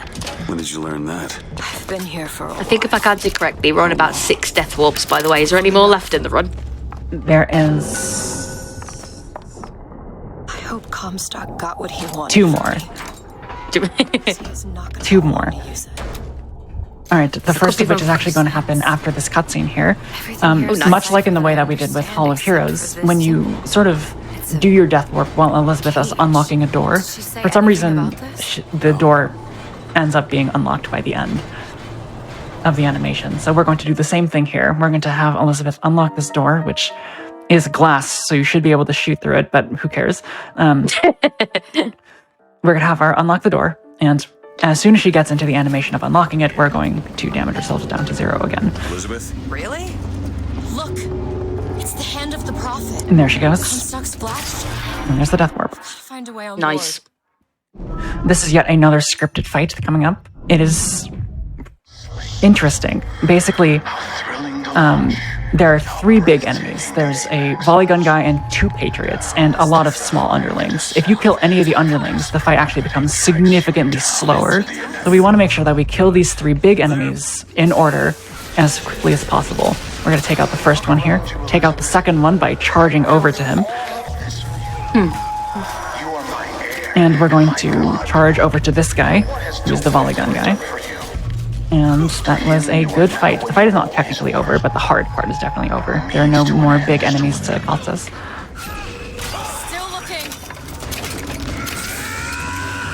The reason that we need to beat those enemies in that particular order is because otherwise, this gondola that spawns with more enemies is really random when it comes in. By taking out those 3 enemies in that particular order first, it makes it so that this gondola is guaranteed to show up pretty quickly.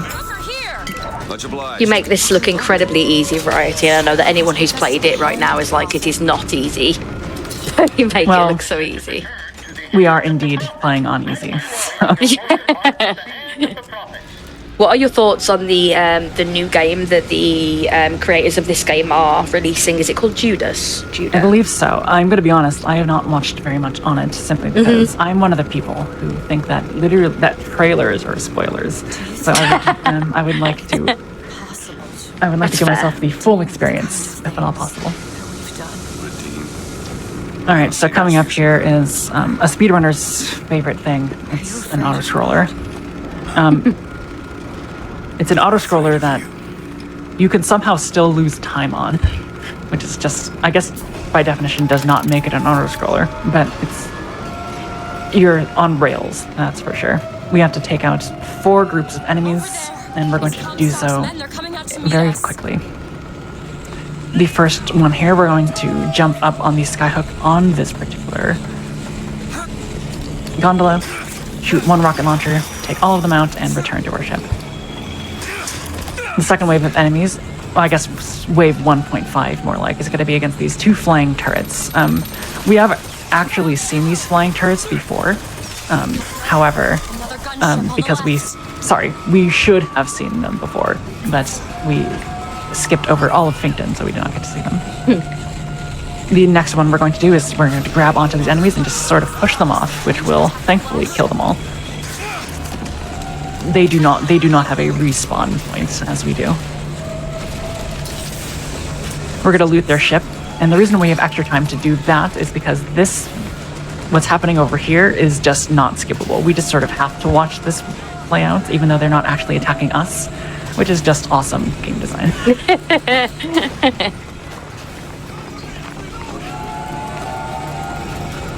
I'm preparing myself over here because the next wave of enemies will spawn at the bottom right of us. Look out! More of Alright, so we're going to want to pick up the rocket launcher guy if at all possible. We did not get him the first time. Let's see if we can get him the second time. Very nice, and just one more enemy left. Alright, now here's the final fourth wave of enemies. Gonna be against 3 flying turrets and a ship full of enemies, so we're gonna want to be a little bit quick. How far are we away from your sock creature, one-handed? The final fight is indeed coming up pretty soon. It is, isn't it? That's what I was thinking. It's fast approaching. Get ready to see sock creature. And that should be all of them, right? Nice. Right. Fingers crossed. No. The reason that I go onto that ship instead of just pulling them off, like I have been for a while, is because when there's something in the way of your undertow, sometimes enemies don't like to be grabbed by the attack. So we want to make sure that we're on there because there is a bit of a block that some enemies can just sort of circumvent. There's skylines all over the surface of the flagship. They're covered with those. That was not the right one. We want charge. There That we must go. be where they're deployed from. I wouldn't go near those lines while those pods are in place. All right. We're going to avoid having to go inside the ship by just charging over to these enemies.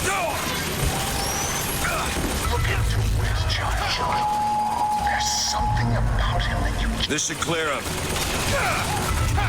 And there's going to be a few enemies behind us to try to stop us, but we're too powerful at this point. Especially with our doubly upgraded volley gun. Coming up, though, we have the best strategy, fight strategy in the game, which is sit in a corner and wait. Basically, the first time we have to unload the Patriot pods, it's going to be relatively quick, but it's going to be very slow the second time. So we just sort of have to wait for the fight to be over with. If you were playing on PC, you could do this thing called a super bounce, I believe, which basically lets you skip this entire section. But we do not have the frames, so we must we must do this normally. So as we sit in this corner and just sort of look at these pods fall, if you have 1 or 2 donations to read out, that is totally fine. We're gonna have to wait it out. I want to give another update. The Sure Shot 100% upgrade is still at $770, and we do need $4,000 to make that happen. And if you're not aware, that would add 3 extra levels to the game, about 8 extra minutes of gameplay. So I know we don't want Prospitals to end, so please, let's make it go just a little bit longer, all right? Let's get that $4,000 for that Sure Shot 100% upgrade. 1/2 done. 1/2 done, they said, so you can fit in a couple more. All right. $5 from Rye, who says, book or catch?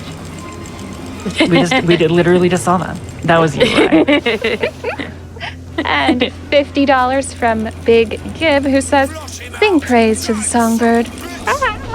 Less than 3 to you all.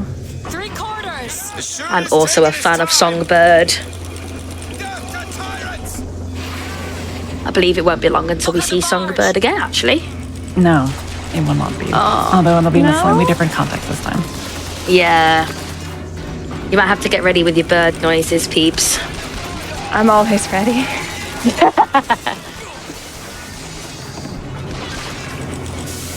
All right. Everyone, please congratulate the stand in this corner and wait. It was very hard. It took a lot of mental fortitude on my end. I think that's the most likely strat I'd use in an actual situation like Let me this. take care of this on my own. All right, so coming up in the engineering deck, we have some very interesting and cool movements using charge again. Instead of having to do this fight, we can just charge over to this first guy, charge over to the second guy, and we are done with the fights. We can take that skyline to the prophet's cabin.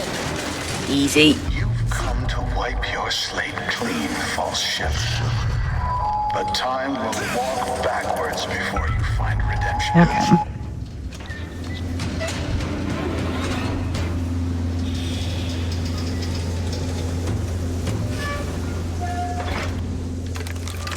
While Elizabeth is sort of doing some narration, I'm going to be damaging down here because we have one final death warp to perform. Woo! I saw this there. I could hear you singing from above. And the machine came to life in response. I believe that was 8. Great if there was a smaller one. Well, this will be 8, sorry. Yeah, if 6 was correct from before, then this would indeed be 8. When I was little, I used to be able not just to open tears, but I could create new ones. To anywhere I wanted to go. But in the tower... We have a long cutscene here where we sort of interrogate Comstock for what exactly his plan is. So if you have a few more donations to read out, you're getting a workout today on your host shift. I love it, and I'm very suspicious of Comstock. Who could he be? I have no idea.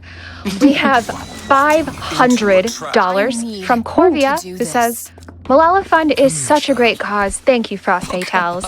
And that $500 did go to the Sure Shot 100% upgrade, which means we are sitting at $1,470 out of the $4,000 needed.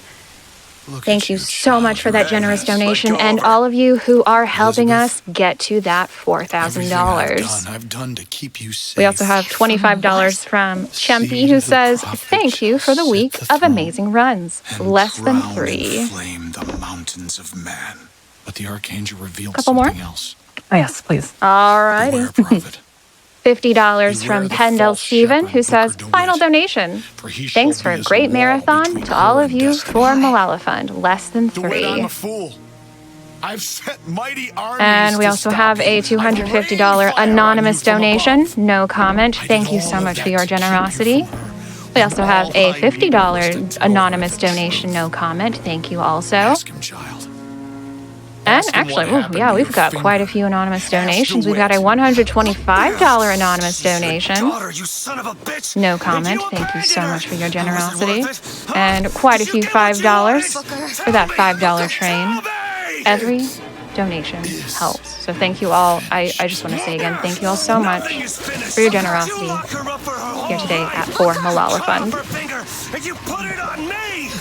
And rest in peace, Comstock. Or maybe not. Killed him. Yes, yes. I missed it. Comstock has gone. It's okay, they weren't a very nice person. What did he mean about my finger? All right, we're going to be performing our final death warp through this door. We used to do this really complicated way of doing this skip, where we had to like out of bounds our way into this location, but for some reason none of us ever thought of like death warping through the door, which is the trick that we do for literally everything else. But we do now do it, and it is indeed faster. All right, so I think it's time to get my webcam set up for a new thing. Woo! I'm excited. What is she trying to tell us? Cage.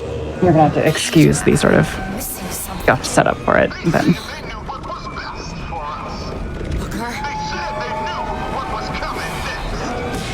Aim that down a little bit. Aim this down a little bit. There's our controller. Okay, we gotta get ready. And I think they mean to board us. The bird. you've been waiting. I know you have. Yes, I have. We have. Hello, everyone. Oh my gosh, hello. I will be speaking like this for the rest of this fight. I will not do it for the rest of the run. I will do this fight. But, Hi, sock creature. Say hi, chat. hello, everyone. Hi.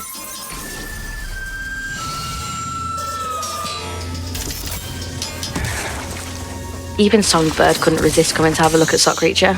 Yeah, so now Songbird is our friend. We basically played the cool melody that basically lets us control it. I'm a little bit sad because they didn't let us fight Songbird, which would be an awesome final boss, but this is okay as well. All right, so this fight is actually rather specific.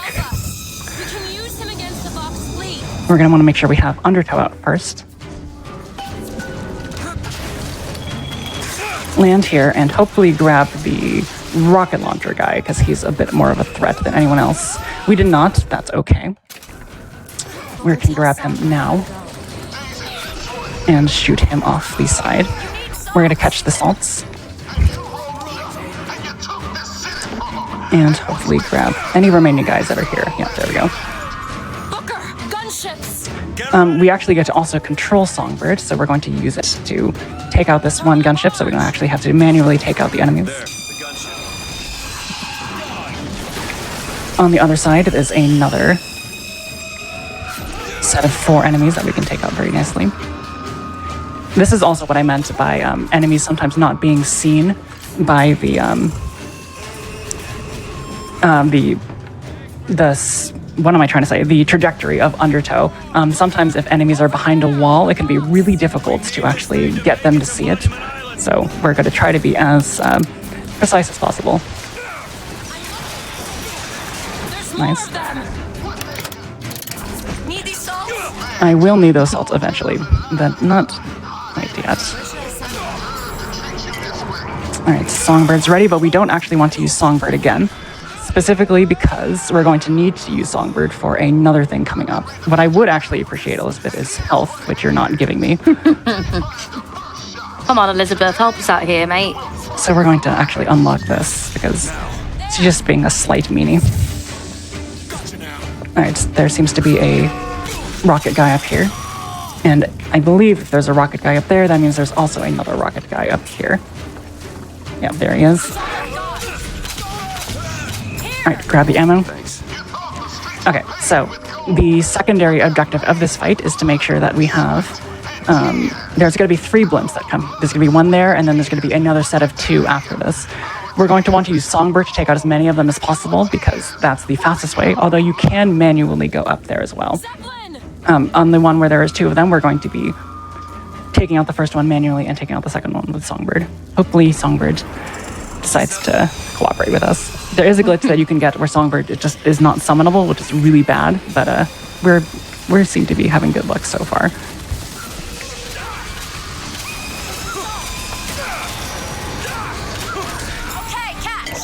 Great. I particularly enjoyed a comment in chat that called Sock Creature the Sockbird instead of Songbird. Sockbird? Oh my god. That's good, isn't it? I think you're gonna have to stop. Yeah, I need to get some paste on wings. To go with the goggly eyes. It'd be great. Alright, this is a little bit obnoxious.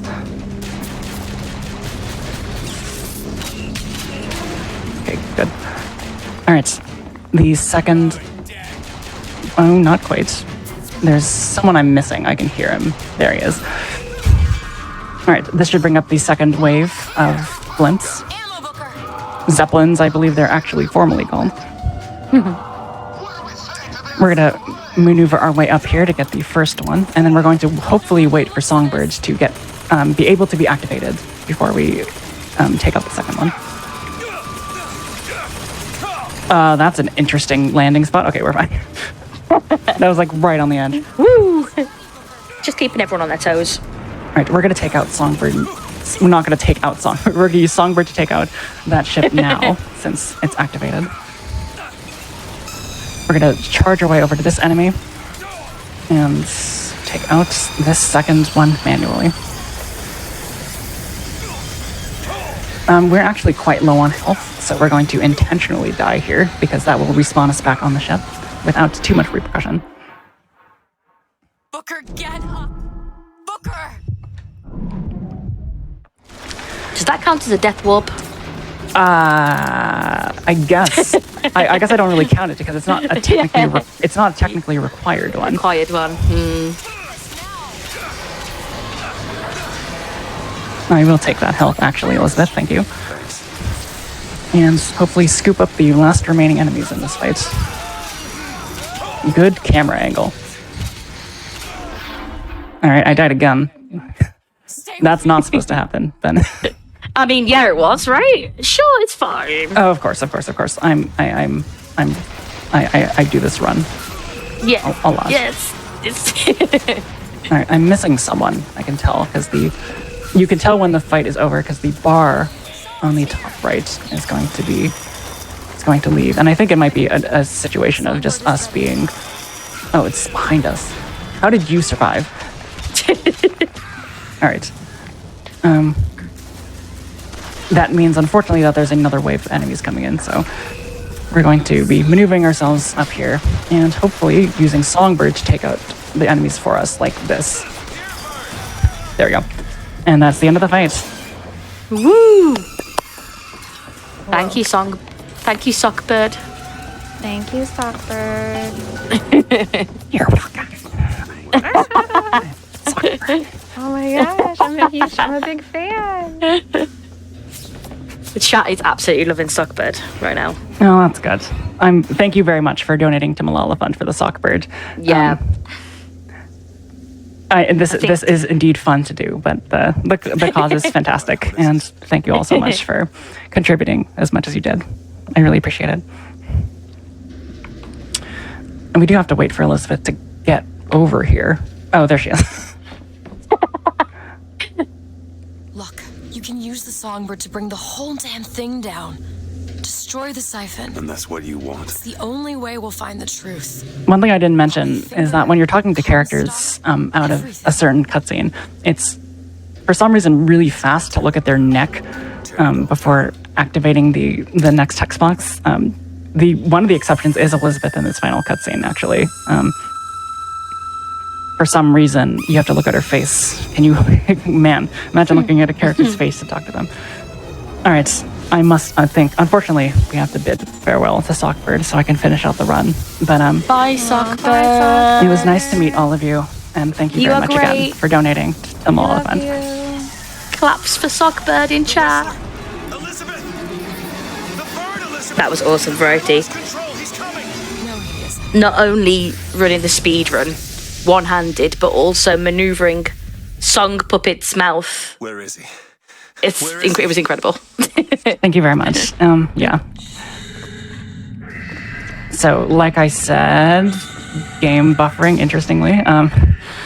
Songbird really doesn't like water pressure, and they did not fix it between different models, apparently, so... so Peebs, you have to do kind of like a... Yeah, like a sad songbird. I'm sorry. That was beautiful. I really felt that emotion right here in my heart. All right, if you're a fan of BioShock 1, welcome back to Rapture. Yes, of course. We're only going to be here for a little bit. It's a little bit of a cameo. However, if you played the DLCs, that game takes entirely in Rapture, so...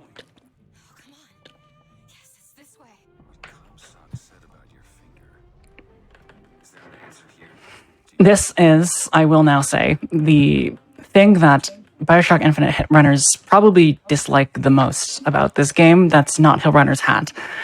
This ending section of the game is just an 11-minute long auto-scroller, and there's nothing you can do to skip it. If we were playing on any percent, there's some things that you can do to make it faster. You can do some super bounces over certain areas of collision.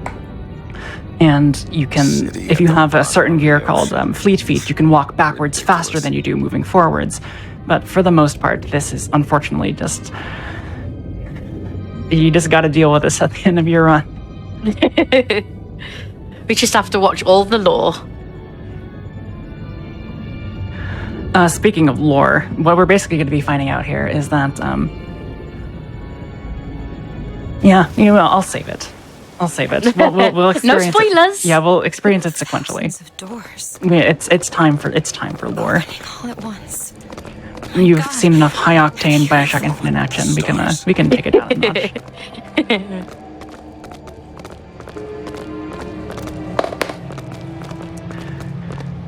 notch. So the first part of the walking simulator is basically explaining what the multiverse theory is. This game came out at a time where references, like really in-depth references to it, were still relatively not in the mainstream. Now with Marvel movies, etc., it's like everywhere. But this game sort of had to explain it in as artsy of a manner as possible. And so they're going to go do that for a little bit. Pre the Spider-Verse, I believe, wasn't it? Mm-hmm. When that really took off, didn't it? The multiple worlds, like you said in Marvel. Mm-hmm. So now that Elizabeth has destroyed the siphon that contained all of her stolen powers of time travel and space travel over the years, we can now transfer to any universe that we want, represented by all of these lighthouses. And it starts to link to Elizabeth's tears, I believe. What are all these lighthouses? Yes, we will see precisely without meaning to spoil why. anything. Yeah. Yes. Worlds. All different, all similar. Constants and variables. I quite like this ending. Sorry, go for it. So, my apologies. I was going to say, I quite like this ending. There's multiple ways you could perceive it sometimes. There's lots of different theories about the ending. I've just saw a lot of chat talking about the ending. It is a good ending to a game, in my opinion. It's a great ending. It's just not a great ending for a speedrun. No. Yeah.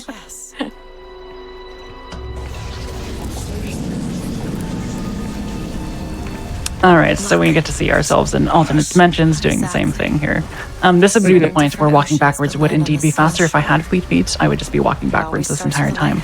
But we don't get gears in this run, obviously, because it's gearless, so that is simply not allowable. In the meantime, Peebs, if you've got any updates on Sure Shot. I do. We've got $1,790 out of the $4,000 needed, and a couple of folks have helped us get that number up. Kiosk donated $250, saying, Sockbird! And Klondike says, let's go with a donation, let's go with a donation of $200. And remember, you only have until just before the 8th level of Sure Shot to finish this $4,000 goal. I was looking for... All right, so we're now in a prayer circle back to when Booker was almost baptized after the Battle of Wounded Knee. He was very regretful about his actions, I guess you could say. So he wanted to get baptized to sort of erase those memories. But at the end of this particular portion of the cutscene, we're going to see that Booker was sort of declined getting baptized because he had the last-minute realization that it wouldn't actually erase his past. Yes. Do you want to clean Yeah, it's quite a complicated ending, I guess, in a way. It is. There's a lot of pieces to fit together, and it's done in a really artsy way, so it's like, it is indeed slightly difficult to piece together, but if you got someone leading you through it, it's not too bad. You didn't go through with it. A dunk in the river's gonna change the things I've done. Let's get out of here. Hey, these doors of yours, they're all tears, right? We'll open one up. Open one up to Paris. I want to be shut of all this. Not until we find Comstock. Comstock's dead! No. He was here. This way. All right. This door's very interesting. We can stand very far back and sort of mash the open door button, and it'll sort of zoom us all the way over there. So here's that room I said was not plot relevant at all. I was actually lying to you. It was a big lie. I was deceiving you. Yes. The girl for the debt. It's very plot relevant. Booker is saying, bring us the girl and wipe away the debt. But instead of Elizabeth, whom he is attempting to rescue, we actually see this baby in this crib. So that sort of raises some questions as to what that phrase actually means. Booker. I believe this is Anna, isn't it? Or known as Anna at this moment. Yeah. This is Anna. Hi, Anna. Hi, Anna. Bring us the gun and wipe away the debt. Don't get too attached. Yeah. Bye, Anna. It's quite a heartbreaking Now, if you've been looking at Booker's hand, Eventually you've got the AD there, right? I can see all the doors. And what's There's some very subtle references that they're going to make not so subtle by the end, but that's fine. Anna, do it. Comstock. All right, give the baby... Okay, I will say, on a speedrun level, that losing time here is probably like the most demoralizing thing. Because you can definitely still lose time if you don't do optimal movements. So it just feels... It's really... When you've done all the hard stuff, you've done all the death warps, you've done all the fights, hopefully not one-handed, you've gotten to this ending point and you're like, okay, I'm ahead. I can PB with this run. And you end up losing enough time on this segment to ruin your PB. It's very sad when that happens. Oh, righty, haven't we just started the speedrun again? We've just right at the beginning, right? Yeah, we did. I actually had to reset because I didn't get my tricks first try. So I'm sorry for the event coordinators, but we're gonna have to reset. I need to be perfect. We're joking. No one panic. Million worlds. It's not over because the prophet is dead. All right, in this portion of the cutscene, we're going to see that Booker was not too pleased about his decision to give away Anna to Comstock. Hey, the deal's off, you hear me? You're unstable. The deal is off! Give her back! Give her back! Fine, are you mad? Give her back, you son of a bitch! It's ready. No. I remember what we were saying about Elizabeth's finger. Indeed. No! Shut it down! Just keep an eye on the baby. Give me back my daughter! No! Yeah, the baby's gonna do this very natural thing you do when you reach out your hands and stick out your pinky. Yeah, just a little pinky forward. Yeah, a very sophisticated baby, Anna DeWitt is. Does that mean that Anna is Elizabeth? What? It does. In fact, What a hang on. twist. Hang on. There's even wait. more of a twist, right? Who's Comstock? Well, who is Comstock? We're about to find out. I think. So yeah, Booker was with your regret. suffering with that decision that he made, and he branded the letters AD for Anna DeWitt into his right hand. Offered you a chance, a redemption. But there is still the issue of Comstock. How are we going to stop Comstock from enacting this in another universe? And I'll just spoil the ending right now. It's because Comstock is a version of Booker who actually took the baptism in the scene that we saw earlier. So at that point, there were some different universes made. So in order to stop Booker from ever existing, Comstock from ever existing, Booker must be deleted from the timelines, all timelines, at the point of the baptism. Who saw that come in, chat? We were Comstock all along. And the reason I'm saying that right now is because I believe production told us that yes, we should probably wrap things up during this segment. So, Abby, if you'd like to... yes, sure. I'm Abbienies. Thank you for having me, Variety. It's been a real pleasure to be on your couch today. And also thank you to the Frame Fatales community for having me as a host earlier in the week. I'm very happy to be here and proud to be supporting Malala Fund. And I appreciate everyone, including you, Variety, very, very much. Teams, I'd like to also give you the opportunity for working extra hard during this run for all the lore cutscenes. Yes. Well, thank you so much. We've actually raised $2,040 for that $4,000 goal of Sure Shot 100% upgrade. And actually, if you haven't heard of Sure Shot, maybe you'll recognize Kaizo Mario. Anybody out in the chat? Because that's what I'd like to tell you about. That's right. If you want more Sure Shot, about 8 extra minutes, 3 extra levels, get that $4,000 donation goal in. Please. We can do it. I know we can. Time's going to be in 3, 2, 1. All right. Variety, don't forget to do your thanks and shout outs yes, as well. Absolutely. That run was interesting. I messed up a couple of things that I had to reset checkpoints, but that's what extended what are they called? That's what extended estimates are for. So I'm glad I sort of padded that just in case that actually happened. But yes, I have been a Variety Pack. Thank you so much, Frost Fatales, for accepting 2 of my runs. That is, it's been such an honor to be able to do both of those for you. Thank you, donors, for contributing to such a fantastic cause. And I'm glad, again, that you got to see Sock Puppet, but even more than that, that it all went to a fantastic cause. And I can't wait to see how much we end the event with. I personally stream on Twitch. I stream a ton of different games. I do BioShock speedruns, Skyward Sword speedruns, Bayonetta, Inscription I'm trying to learn as well. So if any of those sound like it would be fun for you, I do stream on Twitch. So again, thank you very much for watching, and have a good event. I'm both.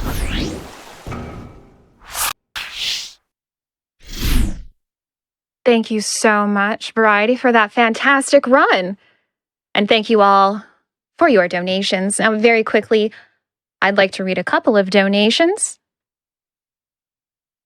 Corny Cecil Morty says, last donation of the event. Thanks for a great week of runs, Frame Fatales. Let's get that Sure Shot 100%. Trans rights are human rights. Excuse me. Let me say that again. Trans rights are human rights.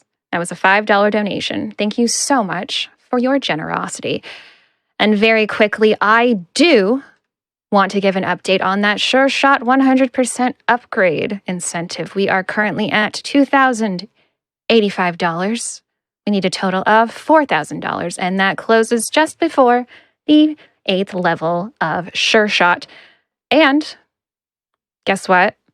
I know I said earlier, today's the last day, but would you like the event to go on extra long? Because guess what? You can. Because we have just opened a milestone for a bonus game, Inscription. That's right, if you want extra Frost Fatales, if you want that bonus game Inscription, please get your donations in. And remember, those are not tied to incentives. That is just donations. You don't have to check a box for that. Now, my name is SweetPeebs, and that is going to be it for me today. But don't worry, Petite Quartz will be with you for the next few runs, starting with Sure Shot with Shujo. Before that, I'd like everyone to grab a snack, make sure you've got some warm sakis on, and come back soon.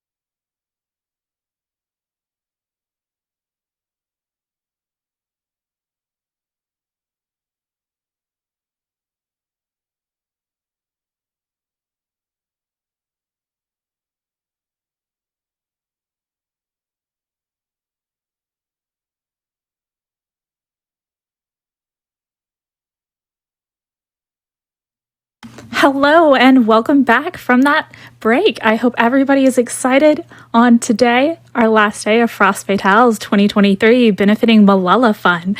I know everybody really wants to see that Sure Shot incentive get met. Right now it looks like we're sitting at $2,265 raised. So keep an eye out, keep donating. Looks like we actually just got a donation in from Corey Sell Morty. For $5. It says, last donation of the event. Thanks for a great week of runs, Frame Fatales. Let's get that Sure Shot 100%. Hashtag trans rights are humans' rights. Indeed. Keep donating, and it looks like we've got a prize segment ready to go. I'll see you on the other side. Hello, everyone, and welcome back to Frost Fatales 2023. My name is Frozen Flygon, of course, and I am joined here by... Me, Prize Monster. Me like prizes. I love prizes too, and of course, we're going to be able to show you them with our wonderful ice cream cart that we've got here. It's been great all week being able to show off these prizes, give them out to everyone just like we got ice cream here. You want to get started, Prize Monster, with one of the prizes? Me also like ice cream. Yes. Prizes! Yes, many good prizes. Let's talk. Prizes like pin good. Hands, hold up pin. Yes, this pin is so cute. This is Claire from A Short Hike, given to us by Alley Cat. These pins we've been seeing all week are just they're so nice. They're really high quality, and A Short Hike is one of my favorite games. Thanks so much, Alley Cat. Excellent pin. Not edible. Prize Monster disappointed in that. But not disappointed in quality. Yes. Unfortunately, it is not edible, and we have another non-edible prize coming up. We have Perler. We have a very large Samus Perler here from Kinda Nerdy Housewife, and this Perler is, it's almost the entire size of the Prize Monster, just covering it up right there. How do you feel about that? Samus very large. Prize Monster approve. Approve of large Perler. Perler type of prize. I completely agree. Absolutely. Is there another prize that you approve of? You want to show everyone? Prize Monster, big fan of print selection. Because Prize Monster no have hands. Prize Monster cannot hold them upside down. Yes. These good prints from Vats of Goop. Very good. Very good Hollow Knight print set. Yes. Absolutely. And it's actually a print set of 4 that we've got here featuring different characters from Hollow Knight. We got Umu here, kind of an annoying fight in the speed run. And of course, Hollow Knight is our finale game. I know you all are going to love that run. And oh my gosh, this one here of the Hollow Knight fight. Oh, okay. We got there. We almost got to see it upside down, but now you get to see it like this. And the color on this, the fight, you can just, if you finished Hollow Knight, this is such a memorable moment from the game. $20 minimum donation for the set of 4. Prize Monster often forget Hollow Knight not main character, but still look very good. Yes. Absolutely. It looks awesome. I also have another prize I want to talk about that we don't have here in the studio, but you can see pictures of all the prizes at gamesdonequick.com. And we have one that I was so excited to see because we have a set of bath bombs. We have Pokemon-themed bath bombs here. Fun fact, I take baths a lot. I think they're very calming, especially during a stressful week. And when I saw these, it was just like, I love the craftsmanship of them. You get the whole entire set there. $20 minimum donation for the Pokemon-themed bath bombs. Thank you so much, Little Arrow Soaps, for sending those out to us. Unfortunately, Prize Monster made of felt, not able to take bath. No. But bath bomb also have toy in them. Very good. Yes. Yeah, that is awesome. And I think we have another prize related to a game we have later on in the schedule, Super Metroid. You want to show us where that is? We do. We also have beautiful map from Minturn makers of Brinstar. This very important. Prize Monster, not very good at navigating Brinstar. But with help of map, Prize Monster know where all items are. Items are wonderful. Items are like prizes. Prizes! Yes. Very beautiful. It is so stunning. When I saw this, I was just in awe. And of course, Super Metroid coming back to Frame Fatales after a little bit of a break. It's going to be an amazing run by Fant. Prize Monster, is there anything else you want to tell the audience about our prizes? Many more prizes available. We have fun Hollow Knight figurines. We have lovely little grub keychain. We have cool hand-knitted prizes. So many prizes. Prizes! I completely agree. When you donate to the prizes, you also can donate towards our incentives. We have that Sure Shot incentive. We want to hit 100% and see more of Sure Shot. I think we might be seeing some Sonic.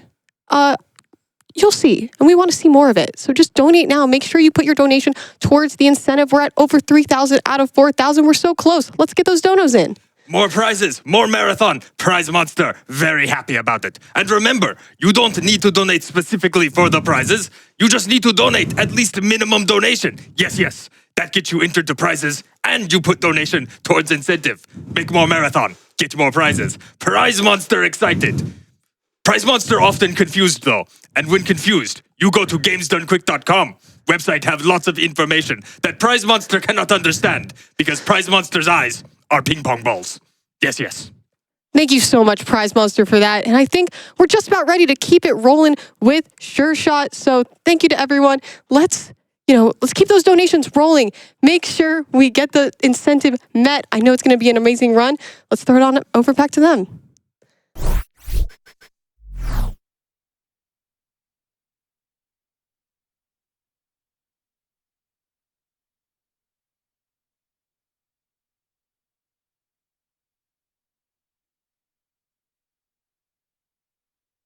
Hello, everybody. What amazing prizes. I know everybody wants to donate and get in on those. And when you donate, make sure you put your donation towards the Sure Shot incentive. We want to get that met before the 8th level of the run, so you're running out of time. It's not a very long run. In fact, let me read some donations going towards that. We have a $10 donation from Zorio. It says, SMW ROM games are always a treat at speedrun events. Best of luck, Shoujo. Bless the wide bat. We have a $25 donation from Anonymous. It says, Shoujo's Sure Shot run is sure to show chic style and shocking skill. We have a $15 donation from Karina. It says, Shoujo is one of the best people that I've met since I entered the speedrunning scene, and I'm so happy to see her shine at what she does better than anyone else in the game. Good luck, friend. You're amazing. And shout out to the dynamic duo over in commentary. You're extremely okay. Speaking of which, I do believe our commentary is going to be a treat, everyone. So stay tuned for that. And, Frost Fatales is benefiting Malala Fund, so what better to hear from Malala Fund itself? O meu incentivo é a minha aldeia, a minha comunidade. This is a video series in which girls from countries around the world are sharing their stories and telling what matters to them. Hi everyone. أنا اسمي هدير. Hi friend, मेरा नाम आकांक्षा है. This is Roll Call.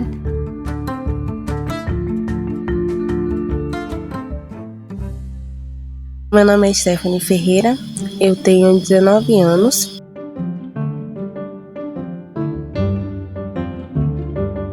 Eu nasci no estado de São Paulo, nasci aqui, na cidade de São Bernardo do Campo. Em 2008 foi o ano que meu pai resolveu voltar para cá, junto comigo e com minha mãe. Eu comecei a estudar no colégio daqui, da aldeia, desde nova. A gente ensina língua indígena, direitos, tudo isso a gente tem na grade da gente. Eu me formei no colégio daqui, formei em técnica em agroecologia, no colégio aqui da aldeia. E o meu maior orgulho é ter na minha matrícula da universidade, que o meu colégio de formação de segundo grau é o colégio da minha aldeia. Atualmente eu estudo enfermagem, na Universidade Estadual de Santa Cruz, a UESC. Eu vou para a universidade, mas eu corro diversos perigos. Recentemente a minha família foi novamente alvo de ameaças.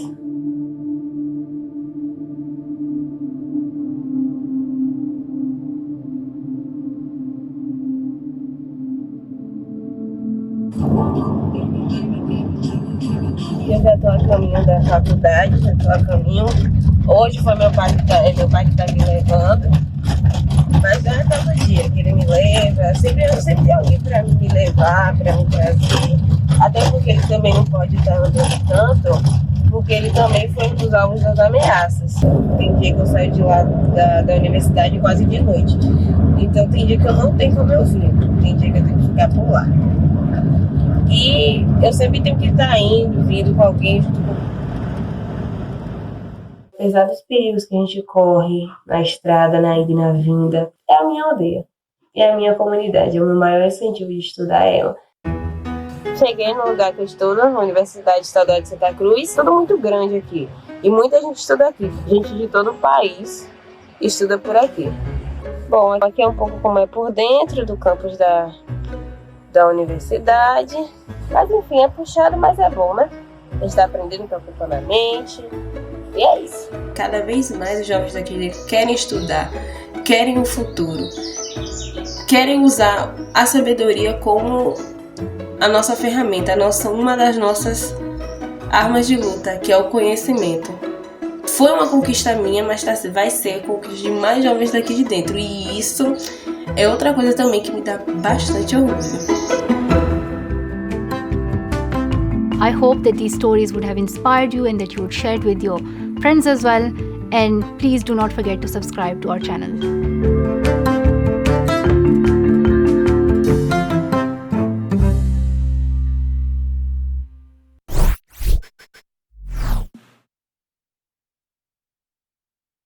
We're back. I hope everybody enjoyed that lovely video from Malala Fun. I know we were rooting for the Sure Shot incentive, and I'm so happy to announce that we have met the incentive during the break. So thank you, everyone. And I know last day of the event, we're all donating, getting in for those last minute prizes.